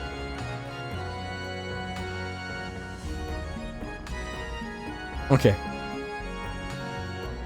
Episode 3 came out in 2008. What about Silent Sinners in Blue? The Chiester sister course. Even the predecessors wasn't able to summon Pendragon's memorial troops on a moment's notice. To do it so easily? Chiester 410, right here. Chiester 45, right here. Those are bullets, right? Yeah, those are bullets. A weapon in contract with Beatrice. Wait, what? Oh. Yeah, they don't show her as dead. 410 is a kid with a strong personality, whose peculiar style of speech tends to make light of people. She likes laughing at people who are serious or can never relax, which is why she's so fond of 45 and Lucifer. Her choice of words may be coarse, but she knows company and gets lonely easily. She gets depressed if there isn't someone talking with her constantly. 410 is particularly skilled when it comes to fire and control, and she can wield unparalleled combative force, even in close-range fighting. Weapon in the contract with Beatrice. 45 has a methodical and timid personality, as well as a fairly strong persecution complex. Thanks to that. Apparently 2000s... Okay. Yeah, so that was enough time for Ryukishi to read Silent Sinners in Blue. Or at least the start of it, and get introduced to Watatsuki no Toyohime. So I'm gonna say it. He stole from 2. Just like he stole with True Petan. He stole Watatsuki, which, again, not the best decision. Not the best one, but definitely a decision. 45 is a methodical and timid personality, as well as a fairly strong persecution complex. Thanks to that, she's well suited to shoring up the weaknesses of 410's rough personality when they work as a pair. She can't stand silence, so she'll often become emotionally insecure if she's not being ordered around by someone constantly. 45 excels in search and decision-making capabilities. The support she provides doubles the competitive force of the sisters. Okay. Did the skirts have to be cut in the middle, by the way? Was that like a necessity? Why is it the same year? Also, they don't have the insignia. Never mind, they do on the leg. I missed it. He just really likes frontless skirts. He's a bit of a freak. Maybe? You think so? You think so? Huh. You really think so? Really think so?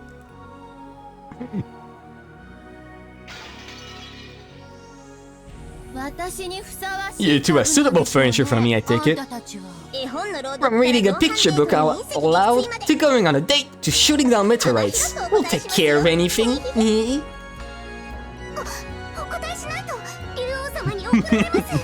Oh my god. If we don't take care of it, Pendragon will get mad at us. Please, you're always great, Lady Beatrice. Rudolph. Let's run for it. We're no match for these ones. Sure. Fury definitely heard a warning Sarah is going off in her head, thanks to the same feeling that had alerted her to the ambush by the Seven Sisters. A date with these would be interesting and kind of terrifying. True! Very true. That would be scary. For sure. Without hesitation, they escaped. As the witch elegantly watched them leave, she commanded her new furniture. I gotta say, I've been wanting to piss for like the past 20 minutes, but I'm stuck here because I'm too interested to fuck off. It's pain. It's pain. This is an order. Kills the two right away. Then bring the corpses back here. I'll bring them back to life and play with them over and over. The witch... I read that as sexpression. I was wondering what he meant by sexpression. Twisted into an evil smile. Even though she felt the expression, Lucifer appeared and spoke. Forgive my presumption. The predecessor asked that you avoid brutal actions of that sort. When the witch stared at her with his terrifying eyes, her was struck dumb. She was frustrated. It was so boring, not being able to let her own power and cruelty run wild. There's still a fair amount left. Okay, I'm gonna go to the toilet then. I don't want to die. I will genuinely die if I keep not waiting. If I keep waiting. If I keep holding. Holding is the term. Here we go. BRB. BRB real quick.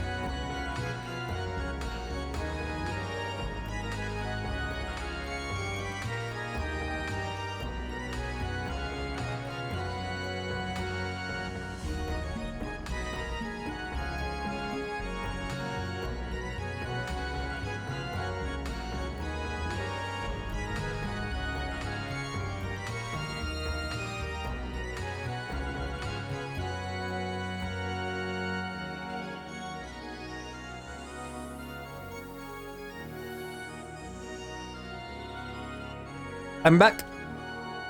Okay. I want to venture a guess. I want to venture a guess The way this chapter is going to end. No, the way the episode is going to end is that Triss won't actually ascend because she won't manage to convince Butler. Eva's laugh would make the most cursed sub sound. I think the current sub sound, if you've never heard it, the current sub sound is me making a certain noise. But it would be a good follow sound. I've been having the lizard scream from SS13 the entire time. Would be fun to put a Umineko one.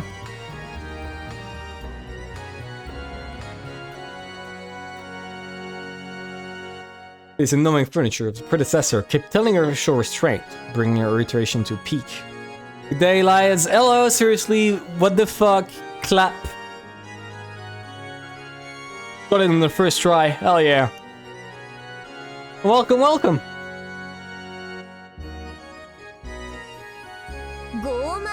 Oh, it's Lucifer Fried. Long time no seen, yeah? How you doing? Let's play together again sometime.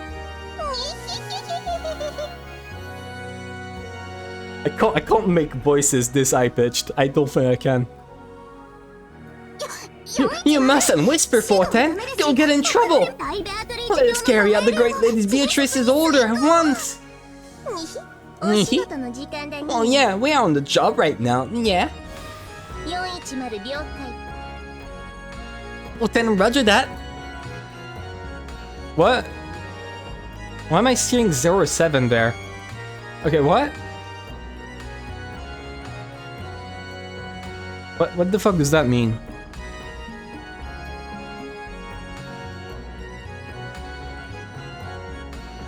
Oh. Oh, that's bad. Oh, that's really bad. Oh, we're fucked. Preparing for sniping pursuit combat. Initializing Bata collection. Pete.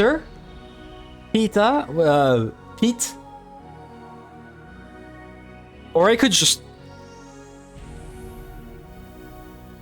like flip it around. Give me a second. Data. Oh my god, how did I not get data?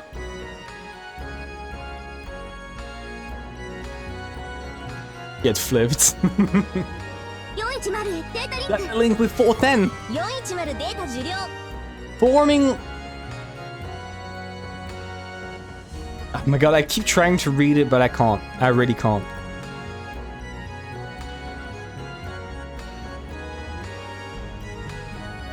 Firing curve? The fuck is a firing curve?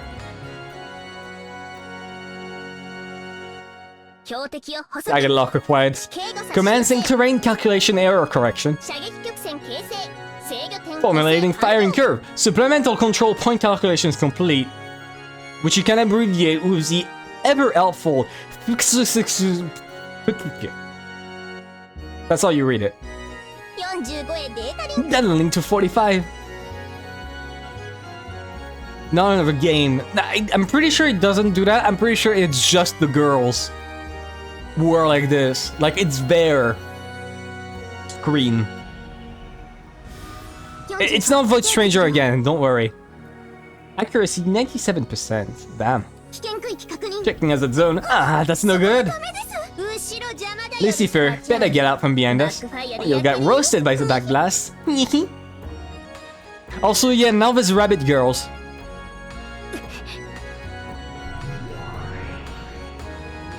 Thanks to prepared measurements, the Chiester sisters were able to instantly calculate the terrain throughout the dimension and the coordinates of their targets, as well as a firing curve to reach them. That's right, their shots could be guided to follow a curved line. None could escape. The precision guidance used by the Seven Sisters of Purgatory was nothing more than a cheap knockoff of the ability these two held. Okay, can someone link me the PS3 sprite for those girls? Pretty please. Also, they have fangs, which confirms my theory once more that characters with fangs are cool. The only exception is Kiri without a fang, who is cool, and Eva Beatrice, who has a fang and sucks. When fire straight, when curved, you trick. It's like the Germans who invented a gun that bends 45 degrees to shoot. To shoot at angles. And surprisingly, it didn't work. Surprisingly. You can send them in Discord in your thread. Yes, please. Appreciate it, if you can. Okay.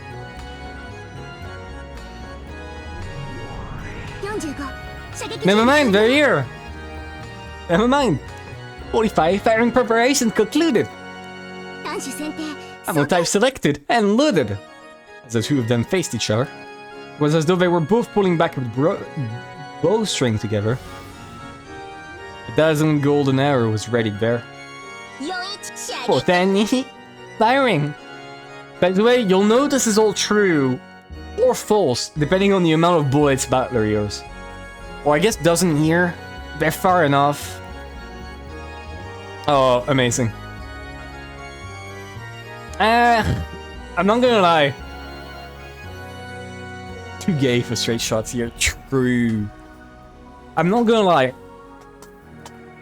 I prefer by far the Ryukishi sprites. They're cuter. After giving that announcement, they release a single arrow together.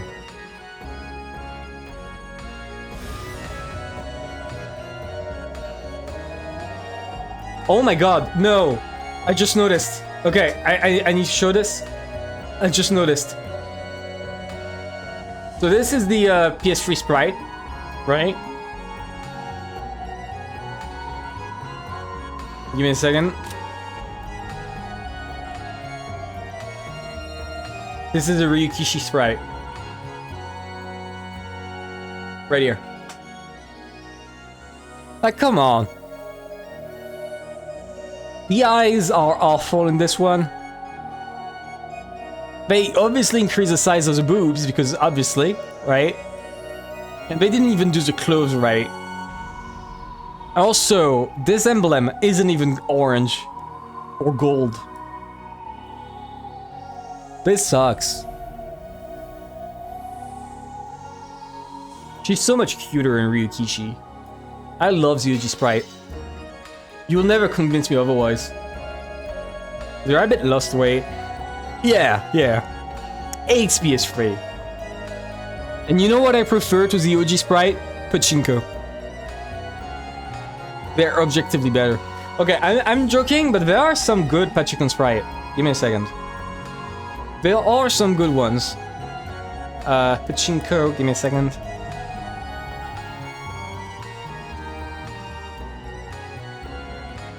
Okay, well, no, that's not the one. Give me a second, I need to find it.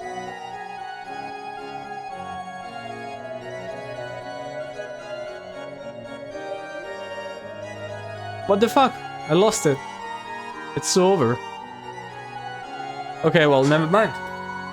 But it was a Jessica Pachinko sprite. I wanted to put it on the screen. No, I'm not googling sprites. I'm not googling sprites. People sent those to me in the past. Do not fret. I am not crazy. Here we go. Yeah, it was in my people sent it to me on Discord. I'm very careful about spoilers.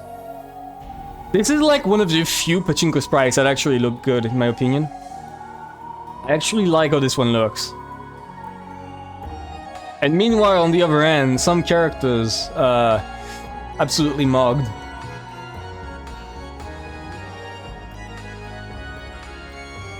Those knockers insane. Yeah, okay. Yeah, the knockers are insane, but she does, like, the face is great. I think that's, like, the main thing. The face, she looks very cute, right? What are those? True. Like, the Pachinko sprite aren't that bad. I'll say that. Badger would attempt to grope them out of 10. Yeah, despite it being his cousin. He would. He's the type of guy to do that. Wolf and Rosa.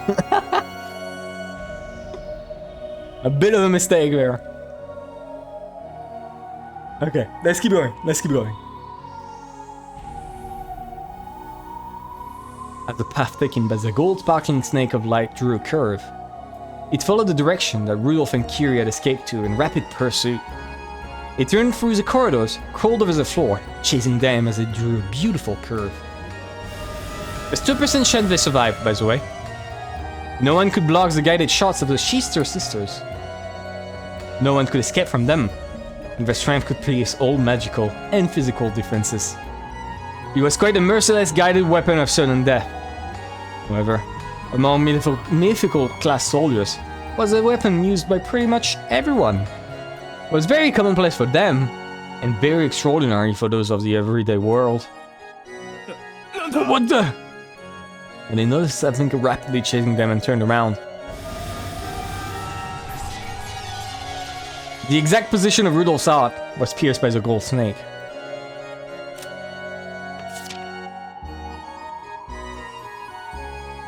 Did Kiri die first?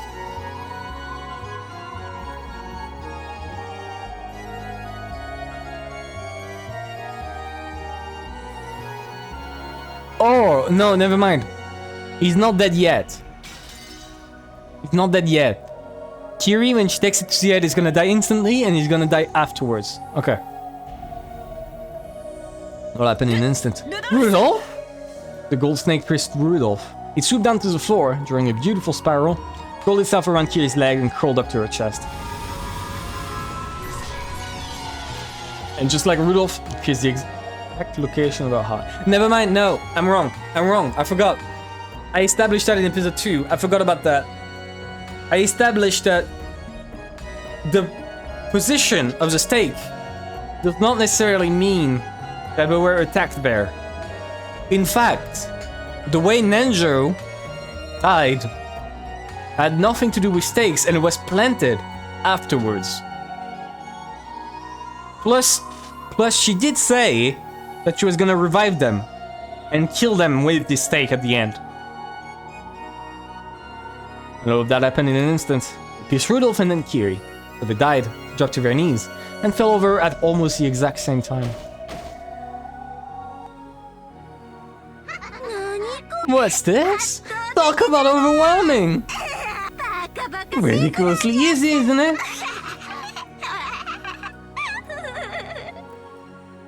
I love dolphins, man.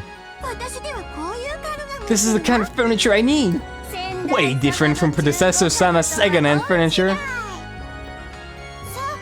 Come on, bring the corpses here. It's about the main, like, the only thing I like about her.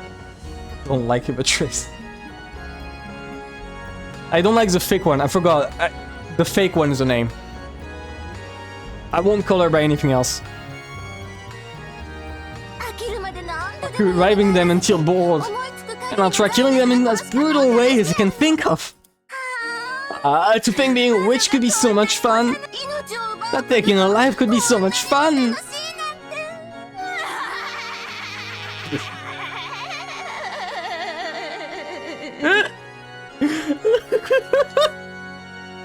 Sharks would flee hearing this laugh.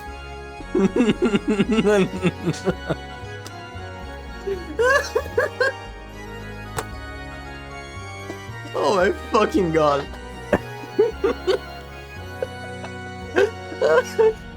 Okay. Oh my goodness gracious.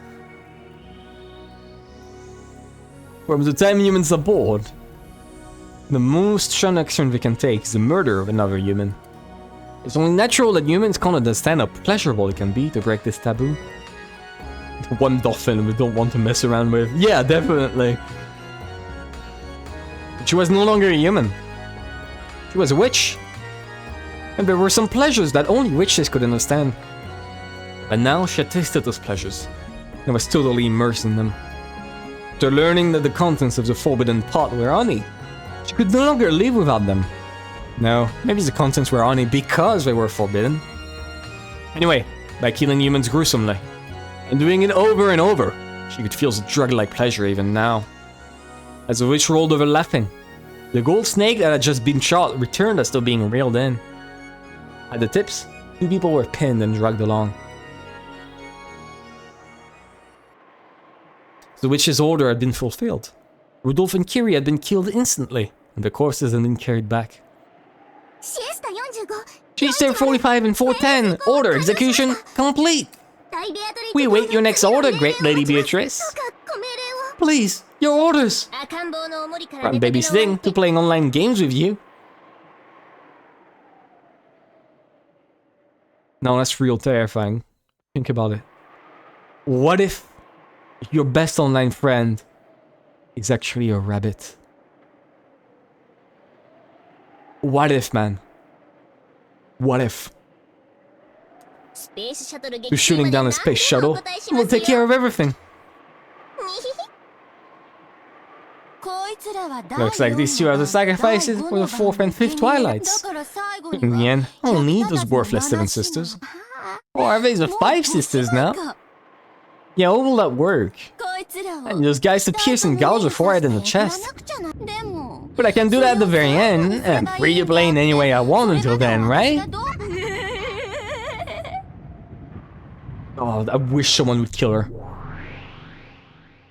Wait! Have you already forgotten what I've told you? Oh, it's you, Beatrice. Do you have any complaints? Of course I do. You're doing whatever you please, aren't you? What, when you follow my directions? What's wrong with doing as I please, Beatrice? Anyways, I don't plan on deviating from the rules of the ceremony in the slightest. I'll definitely clean these 2 corpses up later and drive stakes into their forehead and chest. I'm telling you, that is not the problem. You act so dignified and cruel. Some people might take it badly.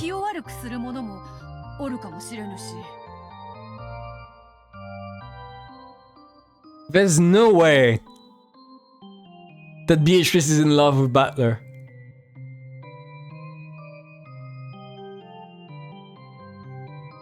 There's no way. There's no way. Holy shit. There's no way.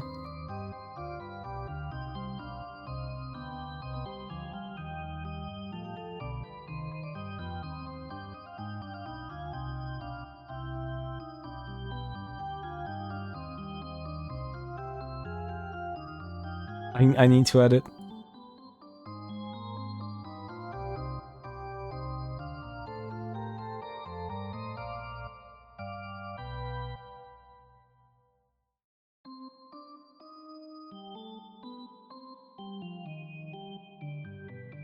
Does someone have a sprite of Butler blushing? I need that urgently. I really need the sprite of Butler blushing. Go back to the baseball break music. Yeah, with the face. No, it's just... We're in love.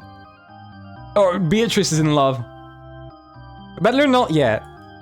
Butler not yet. Also, he's turning into Finite Witch. You know what? That might be it. Unironically, the way that Butler defeats the fake one in this story is by turning into Finite Witch. Butler doesn't blush. Do you have a sprite of Butler being cute? Or at least embarrassed, and I can add blush lines to it.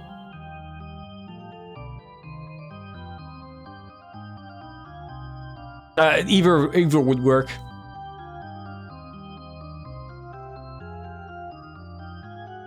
Every Butler sprite is cute. I mean, they're cute, but they don't work in a romance context. You know? If you want to ship them. Does blush and... No, we're not using a pachinko sprite here.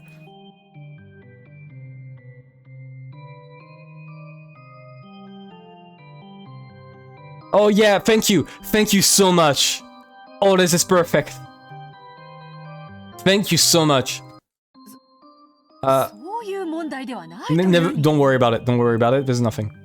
I just accidentally clicked the button that turns it into Japanese. It's fine. Give me a second. I'm just going to do this. What? Okay. I guess. Here we go. Same thing here. I need to do the same thing here. Never mind. I can't do the same thing here. Oh no, it adds to the charm. It adds to the charm.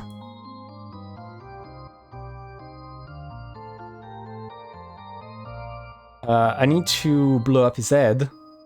No, literally.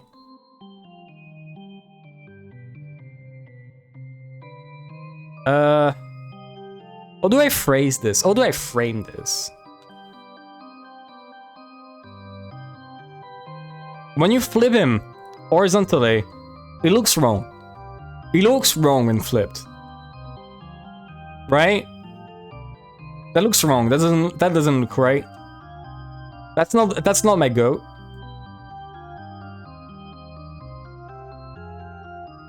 That's my goat. So like maybe Beatrice looks better when flipped? No, just as bad. Cursed. Yeah, absolutely cursed. You know what? The fact that it's cursed actually adds to the picture. There we go. We had some blush lines here. I mean, he's already kind of blushing, but, you know.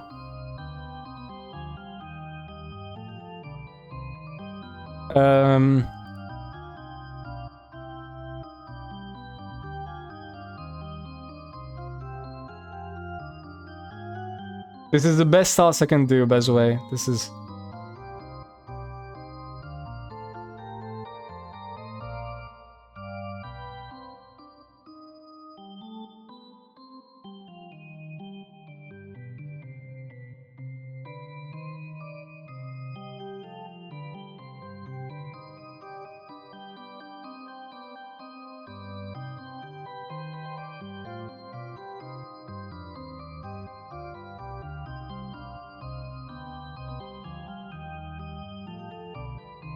And important.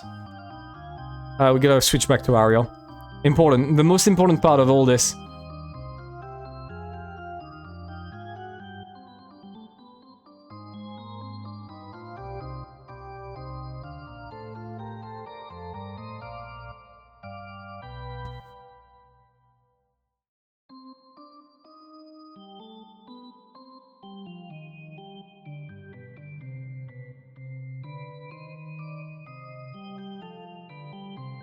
Here we go.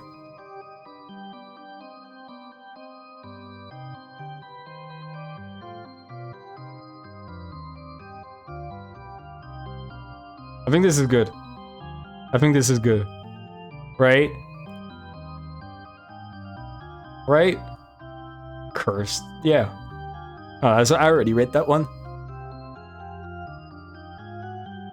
I think I'm gonna leave it right here. Right? I think this is good.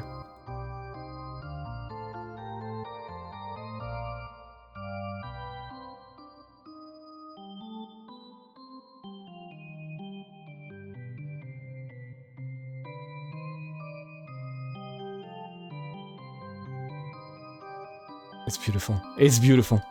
It is. It truly is.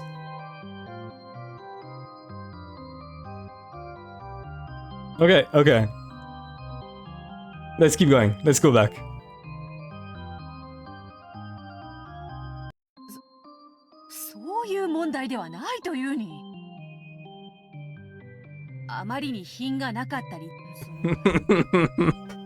I love Beatrice. I love her. I love her. She's so cool. You're opening that game, the one you're supposedly fighting against somewhere. What have they told me? Damn that blabbermouth. Well, to be perfectly honest, That's how it is. If you go a little too far, that person will object, you see? Why can't this person just complain to me directly instead of making you take a message? Coward. Well, this is a resident of a different world from yours. There's no choice but to use me as an intermediary. That's beside the point, but... Which means that this person couldn't interact with me, even if they wanted to. And I can't interact with them, even if I want to either. Simply put, this is a completely unrelated person from a world that distance. Right? Indeed. For example, perhaps you could say these words are like very close parallel lines. The distance between them is quite small, but because the lines are parallel, they will never cross. But now, that should be a convenient way for you to view that world. They never cross, which means that world has nothing to do with me. If you're speaking for that person when you tell me to show the restraint, please pass this message on to them. To them? What should I say? It's none of your business, so disappear, you old hag. If only you just give up and die. What? Oh, I'm sorry. It was a friend of yours. I just assumed she'd be a woman. My old hag, I'm definitely not talking about you, Beatrice. So please don't get mad at me. When she spoke, the witch was looking straight into Beatrice's eyes. Anyone present would be able to tell what she meant by it. Beatrice, there's something I find really strange. Why do you have to play a game with someone from another world and have him accept that you're a witch? Well, as to that, because making all humans accept the existence of witches is a prerequisite of perfect control. Yeah, malicious compliance to a T. Absolutely. There was a single holdout who simply wouldn't accept me as a witch. Why would you need the approval of a human? Witches are witches and can use magic. Why should we need to be acknowledged by humans? Well, like I said earlier, magic is... I am a witch. I can use magic without anyone's approval in particular. So what's your point? In this world, right? However, since that person will accept it... or should I explain it? I don't need you to. After all, isn't all this about a different world that never crosses this one? Is she... Okay, she already doesn't realize that if in a parallel world there is someone not believing, then there also won't be someone not believing in this world. And she's gonna have to face him, and the better of this world will win. I'm calling it.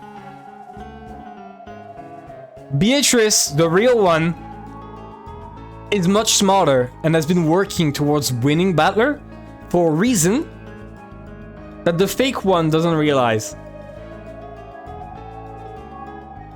And Battler is going to win. This incarnation.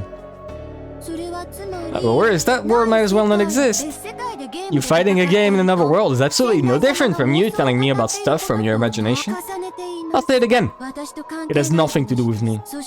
And I am already a witch. Predecessor. Somehow or another. It seems that you can't become a witch as long as this person doesn't acknowledge you. But I'm different. Even though no one acknowledged me, I am an excellent witch already. Since you are my predecessor, I will formally pay you respect. But that's out of kindness, not out of duty. Build different. I don't believe it. She's too... She believes in herself too much. I don't want to give her your advice anymore, because I clearly know what I should do, and how I should play from now on. So I'll carry out the murder of 13 people as a final act of respect for you. However, there is absolutely no reason for you to interfere with the methods I use, or what I do afterwards. Therefore, I'll be counting on you in that regard. At a glance, those words seem obedient, but they contain within them a clear parting of ways. She was no longer under Beatrice's care in any way. That's why she was clearly saying nothing more than don't get in the way of my fun. Beatrice understood that. And was dejected, realizing that no matter how she explained it, she wouldn't be able to make the witch understand. I see. Then it is no longer my problem. Go and learn with your own body. All magic ceases to exist when you lose your respect for it. I wish you'd tell me where the respect was in that carefree rampage of yours up until now.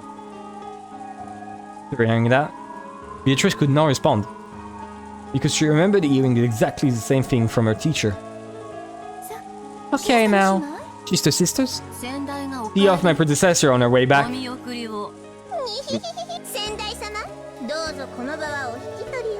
Beatrice, please leave this place. If you don't, we'll be scolded. We're out of body. Beatrice felt something unseeable from the Chiester sisters, which could only be described as an oppressive sensation. Most likely, they were initiating firing calculations. It was an action much like taking out a gun and cocking it. Even Beatrice could not escape from the Chiester sisters' attacks without any preparation. In the past, she had placed her greatest trust into them, but she knew how terrifying they were down to her very soul. Beatrice, if you would retire, I would not recommend damaging Beatrice's mood any further. Move witch, get out of the way. Yeah, no. This is not Eva, by the way. This is Evatrice. The real Eva is different. The real Eva is kind. Not at all. But she wouldn't do that. The real Eva wouldn't do that. I understand. I shall leave for now. I'll watch over the end you eventually reach at my leisure. Was almost infinitely close to her pouting shot. So after Beto vanished, the witch and her furniture doubled over laughing.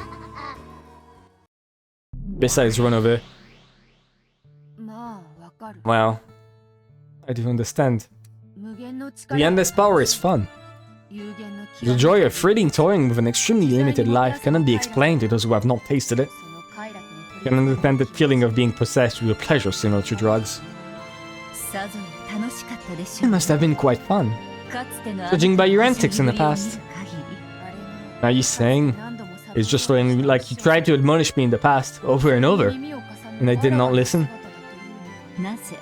Why have you started trying to scold that child for her actions? Well... There's a single large difference between you and that child. That child may already be a witch. Of course, you are also a witch. At least, in the world on top of the game board. However, to be acknowledged as a witch in the world outside the game board, you need to have Battler. Your opponent in this game acknowledge you. You must have understood that when you started the game. Thought that if I could show off a whirlwind of proof that I am a witch, blow away his desire to deny me and make him surrender, he would acknowledge me as a witch. It all went my way last time, so I thought I was just a breath away. It's actually the opposite. Butler was disgusted by your brutality. He did not step up to the plate as a player, because he acknowledged you as a worthy opponent. It was based on a strong animosity. His resolve to completely deny the existence of a brutal witch. In your foolishness, you probably felt that Battler's acceptance of his role as your opponent was a first step towards making him acknowledge you as a witch. However, it was actually the opposite. Battler challenged you in this game because he was absolutely determined not to acknowledge you. No matter how hard the thoughtless north wind blows, the traveler only wears his cloak even tighter. You were committing a huge error from the very beginning. This game is not torture to make Battler surrender. It is a test, in which you must try to make Battler accept you. She's turning into Maria. I'm Begley. Notice that? So that game was a tough one for Battler. But it seems you've already noticed. The game is a tough one for you.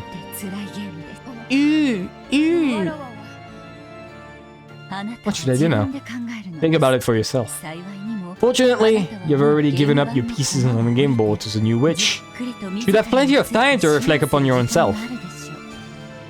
But Battler's already a massive hostility to me. Oh my god. You won't accept witches, so you won't accept me. Case, what can I do to make him accept me? Give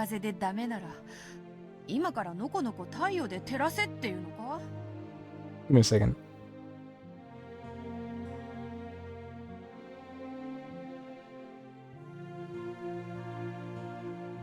That sprite is too good.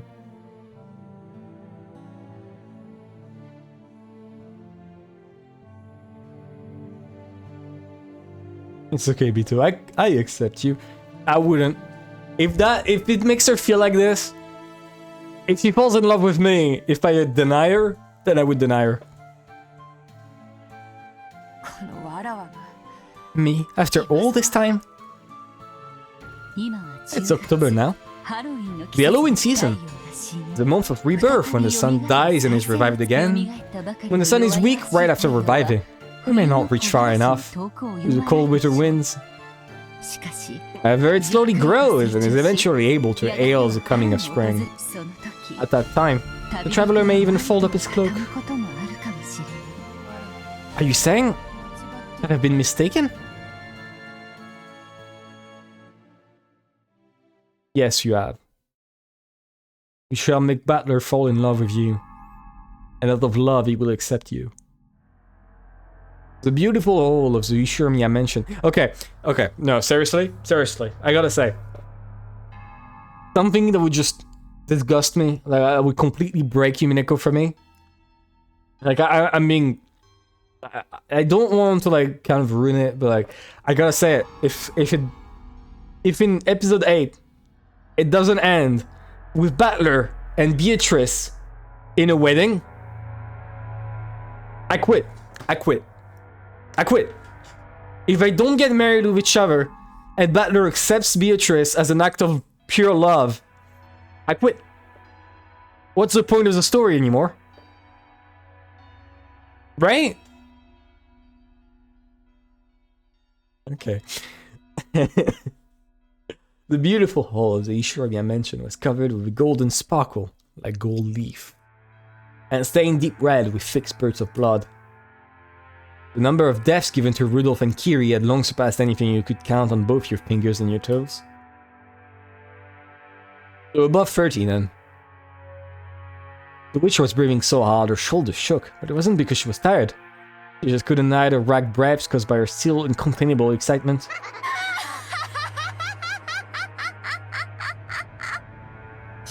All fun it is to do as I will with people's lives and deaths. With the power of the endless witch, the endless everything I paint with my mind becomes reality. No matter how sloppily I mash them, I can revive them, returning them to normal with just a snap of my fingers. Because in the end, I just have to restore the corpses and follow the epitaph as an afterthought. The voice actors are so good, yeah. They give their all into it, which I appreciate.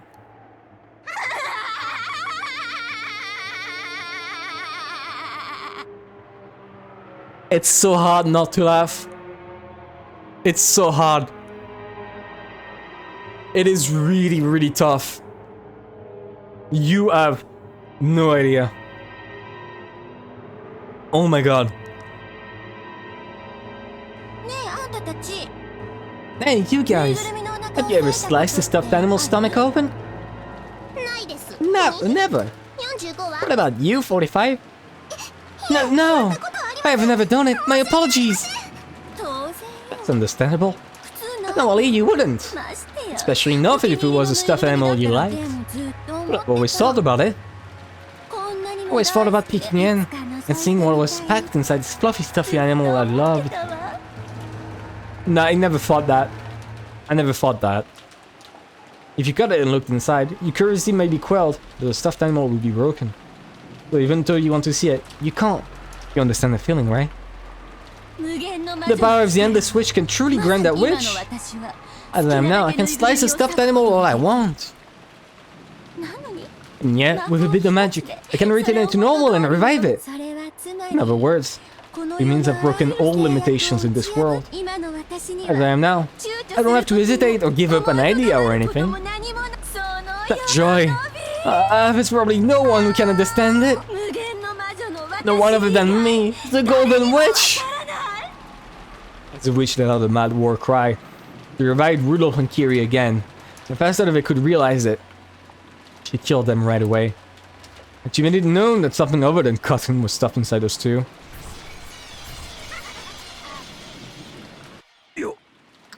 Where did it ever? Huh?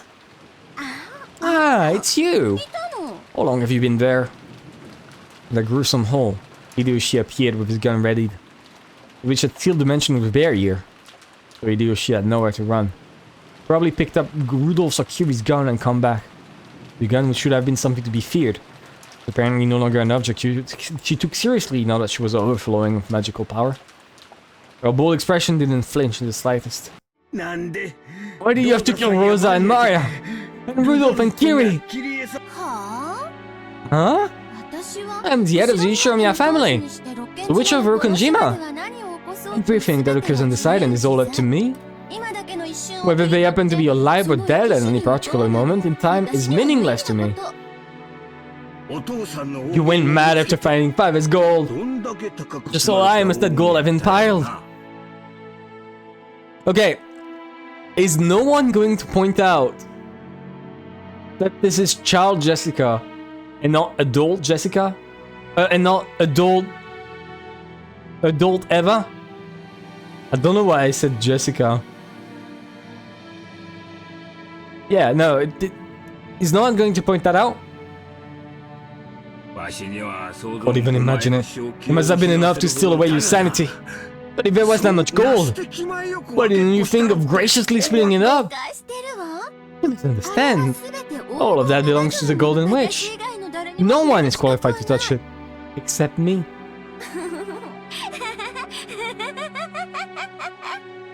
Trying to pin everything on Jessica without even having to try. She's still the culprit. She still is the culprit. And you know it. And you know it.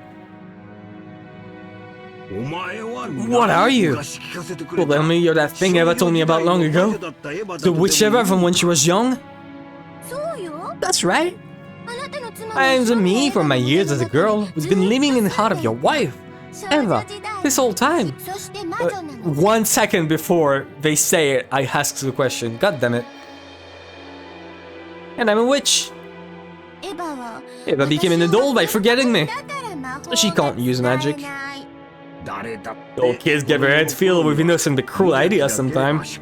When I was young, I'd sometimes go around stepping on ants and pulling the wings of dragonflies. However, I learned the importance of life and graduated from that cruel childhood age. Right now, you really are a child. The personality that I know Eva graduated from. That personality isn't Eva. It's a completely different human. That's right. I'm not Eva. I'm the Golden Witch, Beatrice. No, you're not. It's so fun not being bounded by any limitations. And the pleasure of being able to do as I will, with life and death. It's really wonderful. I don't have to apologize for breaking a goldfish bowl. And I can tear stuffed up animals as much as I want. It was a crisp sound. It was the sound of Hideyoshi slapping the witch's face. The goat! The goat. I fucking love Hideyoshi. Looking at the hole stained deep red with fresh blood, you should have been able to imagine how terrible the witch was. Oh my god, I've got a cough. Okay, I got a drink. I've been talking for like 2 hours, 30 minutes without drinking. My voice is dying.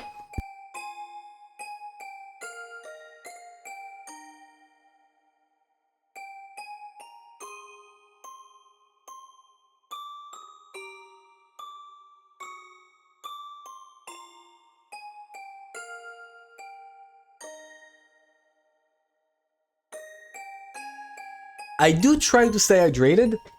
The issue is that when I'm streaming, I'm so distracted by the streaming that I completely forget to drink. This chapter doesn't fucking end, it's crazy. Looking at the hole stained deep red with flesh blood, should have been able to imagine how terrible the witch was. But without fear, without even hesitating, Hideyoshi had walked determinedly up to her and hit her on the cheek. You fool! Don't act like you're cruel! Not when you're really a coward and a weakling! I'll correct that evil nature of yours again if I have to! You fool! Fool! I'm not gonna lie, she deserved that beating. Like, it's a child, I know, right? You shouldn't do that to a child.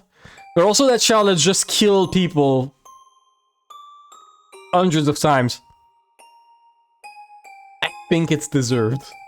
Right, it's not a Maria situation.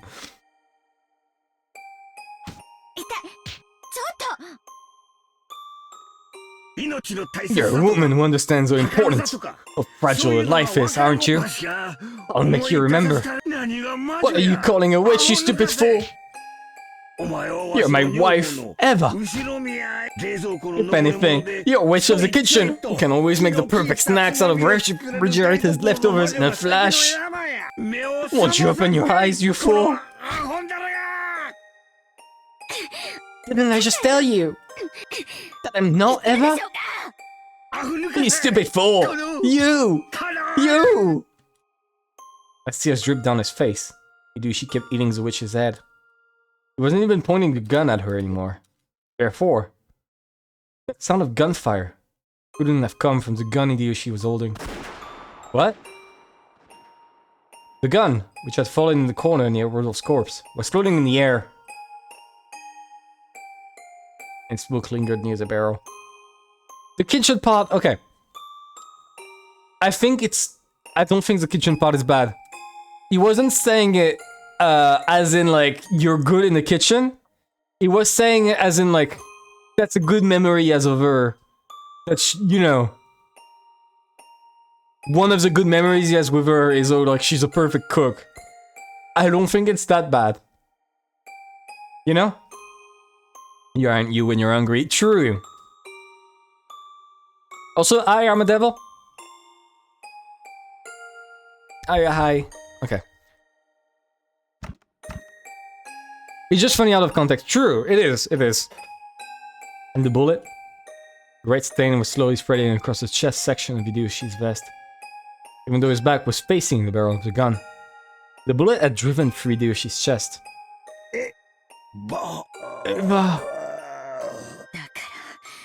Like I said, I'm not Eva. What a stupid, annoying man. You're a pain, so I'll switch your sacrifice as a Twixt Twilight to you. If only just in bed shaking or something. I planned on letting you go. But no, you were in all the trouble of coming back. You really are a stupid man. I can't forgive her.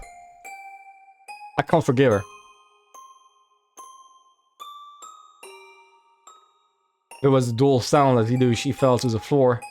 Even though death would have allowed him to escape from that pain, he resisted until the last second, and staring straight into the witch's eyes, passed away.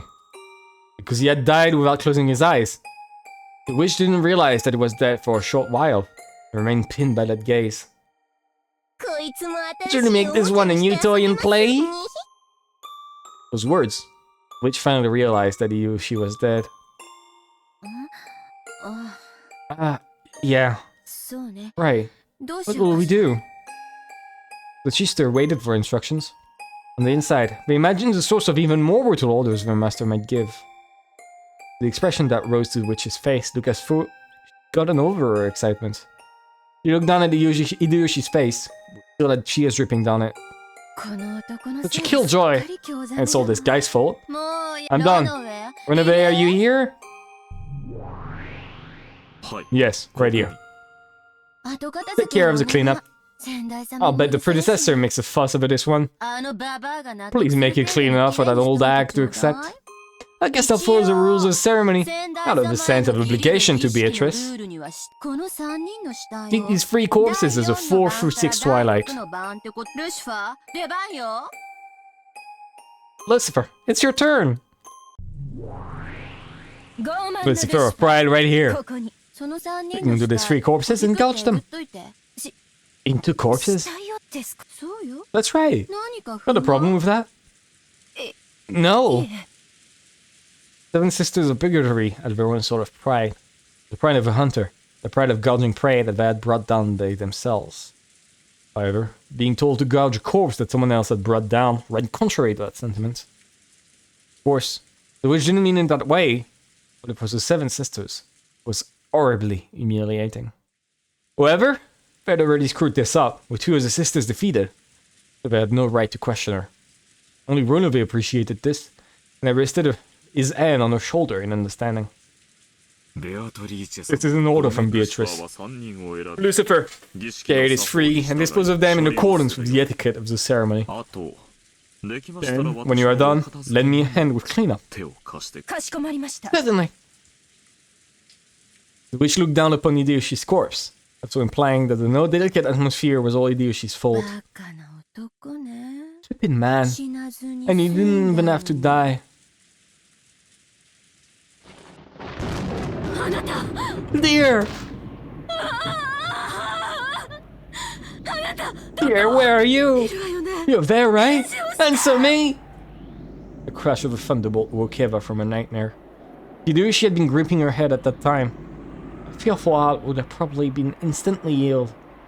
However, Hideyoshi, who had supposedly sworn they wouldn't leave even for a moment, was nowhere to be seen in the room. Dear, answer me! Dear!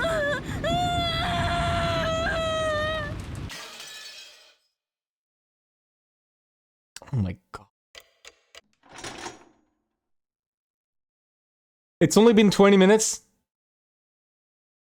When we started, it was like 1 p.m., 10 minutes or something. And now it's like 1:40.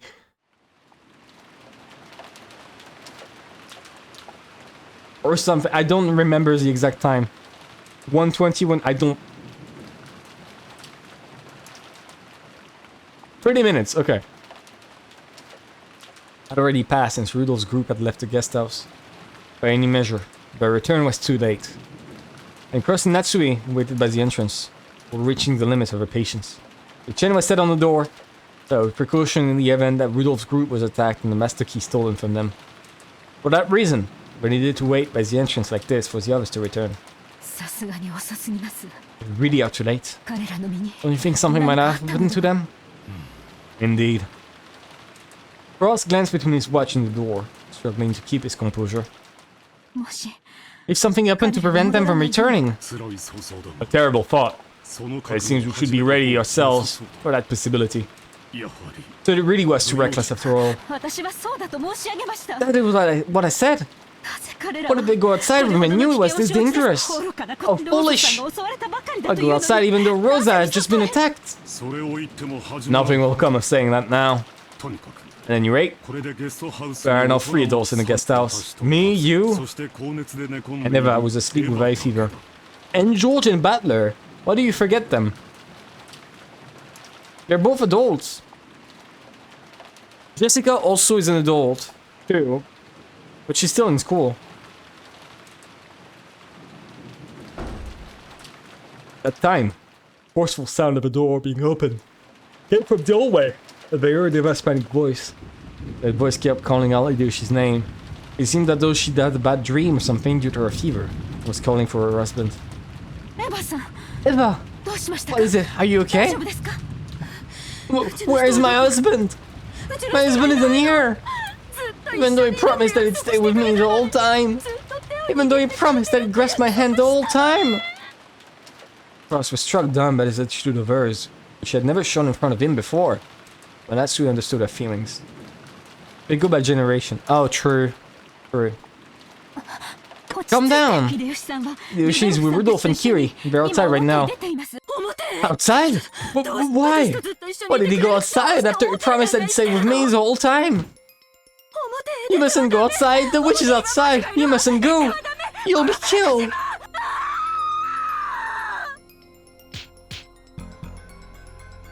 Eva, calm yourself. Hideyoshi returned to the mansion with Rudolph and Kiri. May have to stop soon because I'm starting to yawn and I'm getting really tired. It is extremely tiring and I have not read a VN in a while.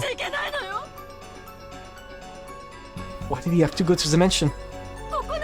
Why did he go outside even though it's safe here? Why did he go back to the mansion? They went to get enough food to last until tomorrow. Cross on screen and I'll immediately get sleepy. No, but it's been like 2 hours 40 minutes. I've not streamed the VN in like 5 months. And it is extremely exhausting to stream the VN because you have to constantly be talking, right? When I stream 2 or another game, I can be like silent at times where I need to be silent, right? I have to constantly keep talking here. Shit. Hideyoshi was worried about your health and said that was partly why you wanted to go. When will it come back? When will they come back? Don't go outside, don't go to the rose garden, don't go to the mansion. The witch is there, the golden witch is walking about. If she finds you, you'll be killed, you'll definitely be killed. When will my husband come back? We left here 30 minutes ago. We are waiting for their return. 30 minutes ago?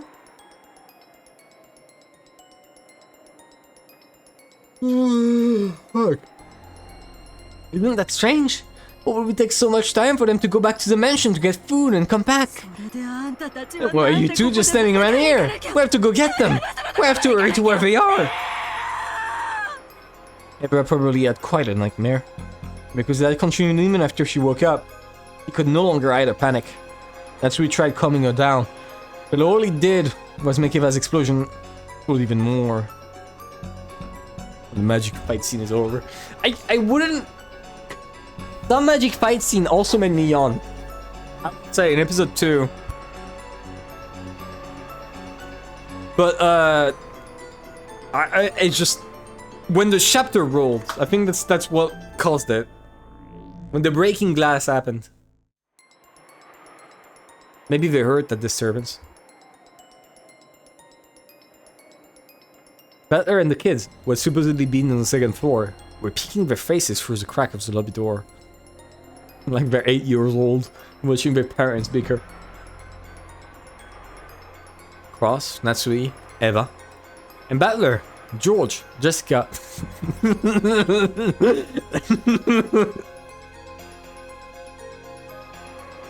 I'm sorry, but now I'm just imagining like all the kids just like peeking their face like in those cartoons, like George peeks at the bottom, then right above him Jessica's head up here, then right above it Butler, and then on top of all of them Nanjo, just all looking through the crack of the door, wondering what's happening.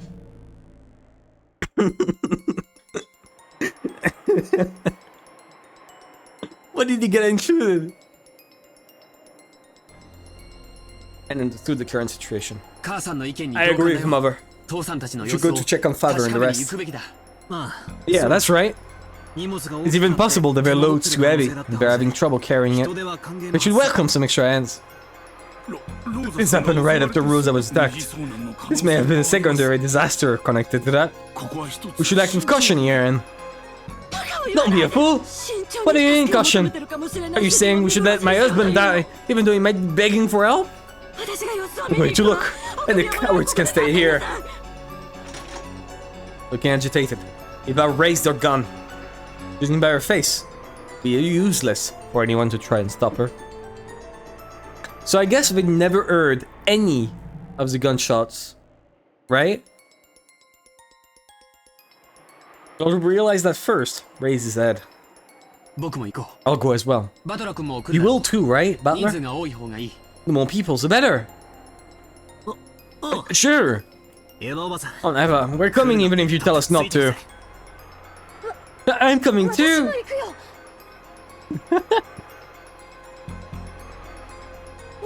I can't be the only one to hide in a safe place. Jessica, you must not go outside.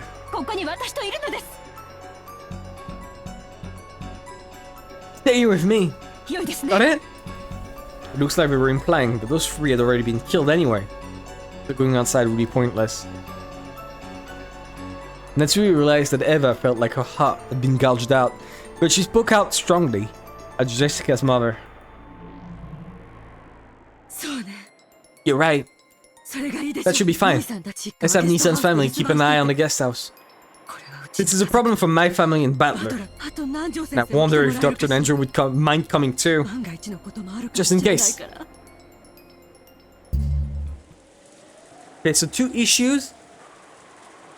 Either Battler dies for once, not at the final twilight.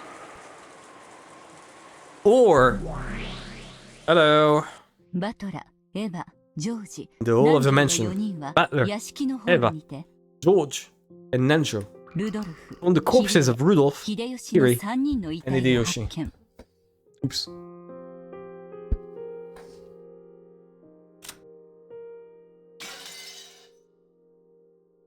Died in the hall of the mansion, her stomach pierced by a stake-shaped weapon.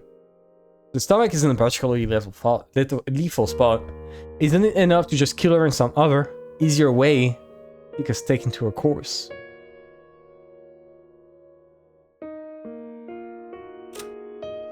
Died in the hall of the mansion, with his forehead pierced by a weapon shaped like a stake. Apparently, they've got to be finished off with stakes from here on out. Gross.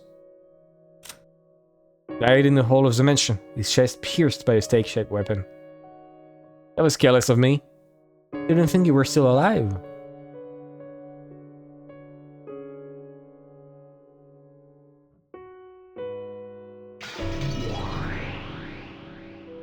Wait.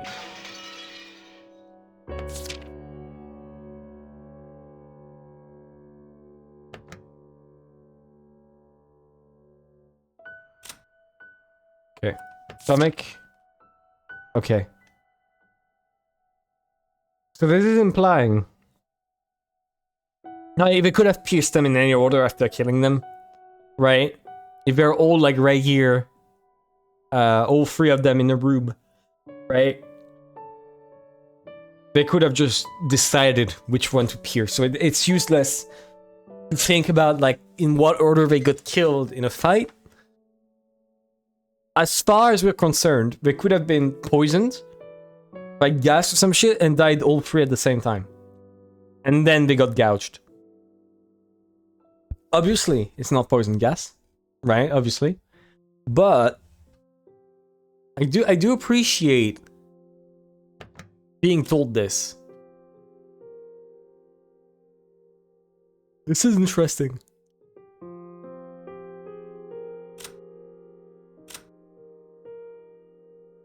Okay.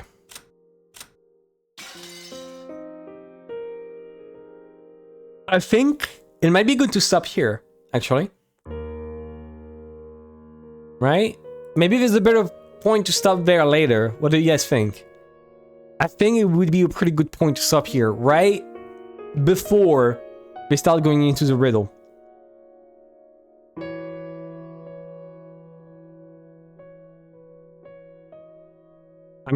Let's do that. Let's do that for today. Okay. System, save. Again, I am so glad I didn't get spoiled on them. That was so funny. That was insanely funny. Yeah, I think here's a good stopping point. So, here we go. I mean, title back. I said, ah!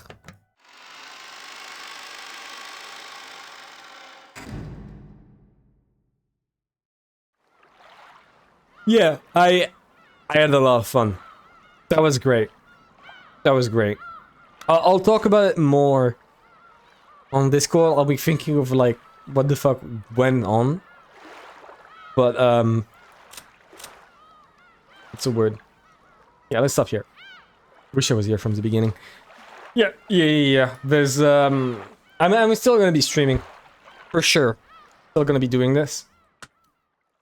I need to take out the disembodied Battler. So what did we get from this? What did we gather?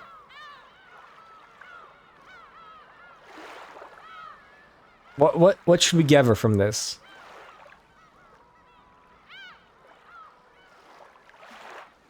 I don't know.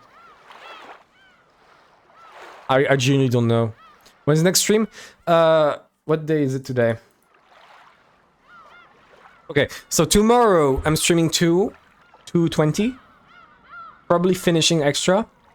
And the day after that, so Thursday, I will be streaming Umineko. So in 2 days. Yeah, I don't think I can add anything interesting. I think I've like written everything that's important, right? So far, I haven't added that much. Again, I do think this is what's gonna happen. It makes too much sense, right? That Butler becomes a foil to Beatrice. But the only way to stop Beatrice is by becoming a witch himself. Also, yeah, Beatrice is Rumia. In 2 days, it's Friday. Ah, shit, right! Oops! I got confused. Shit.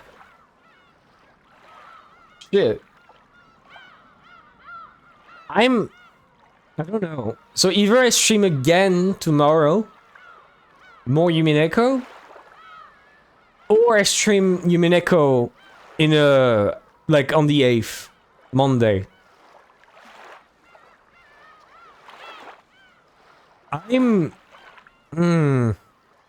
Tough one.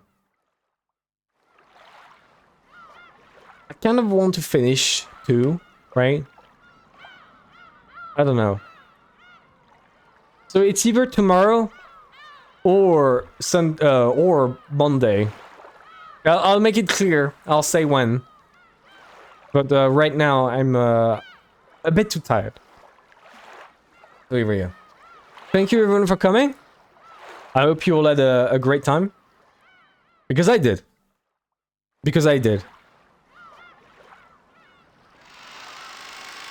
Bye-bye. See you never again. I quit streaming entirely forever.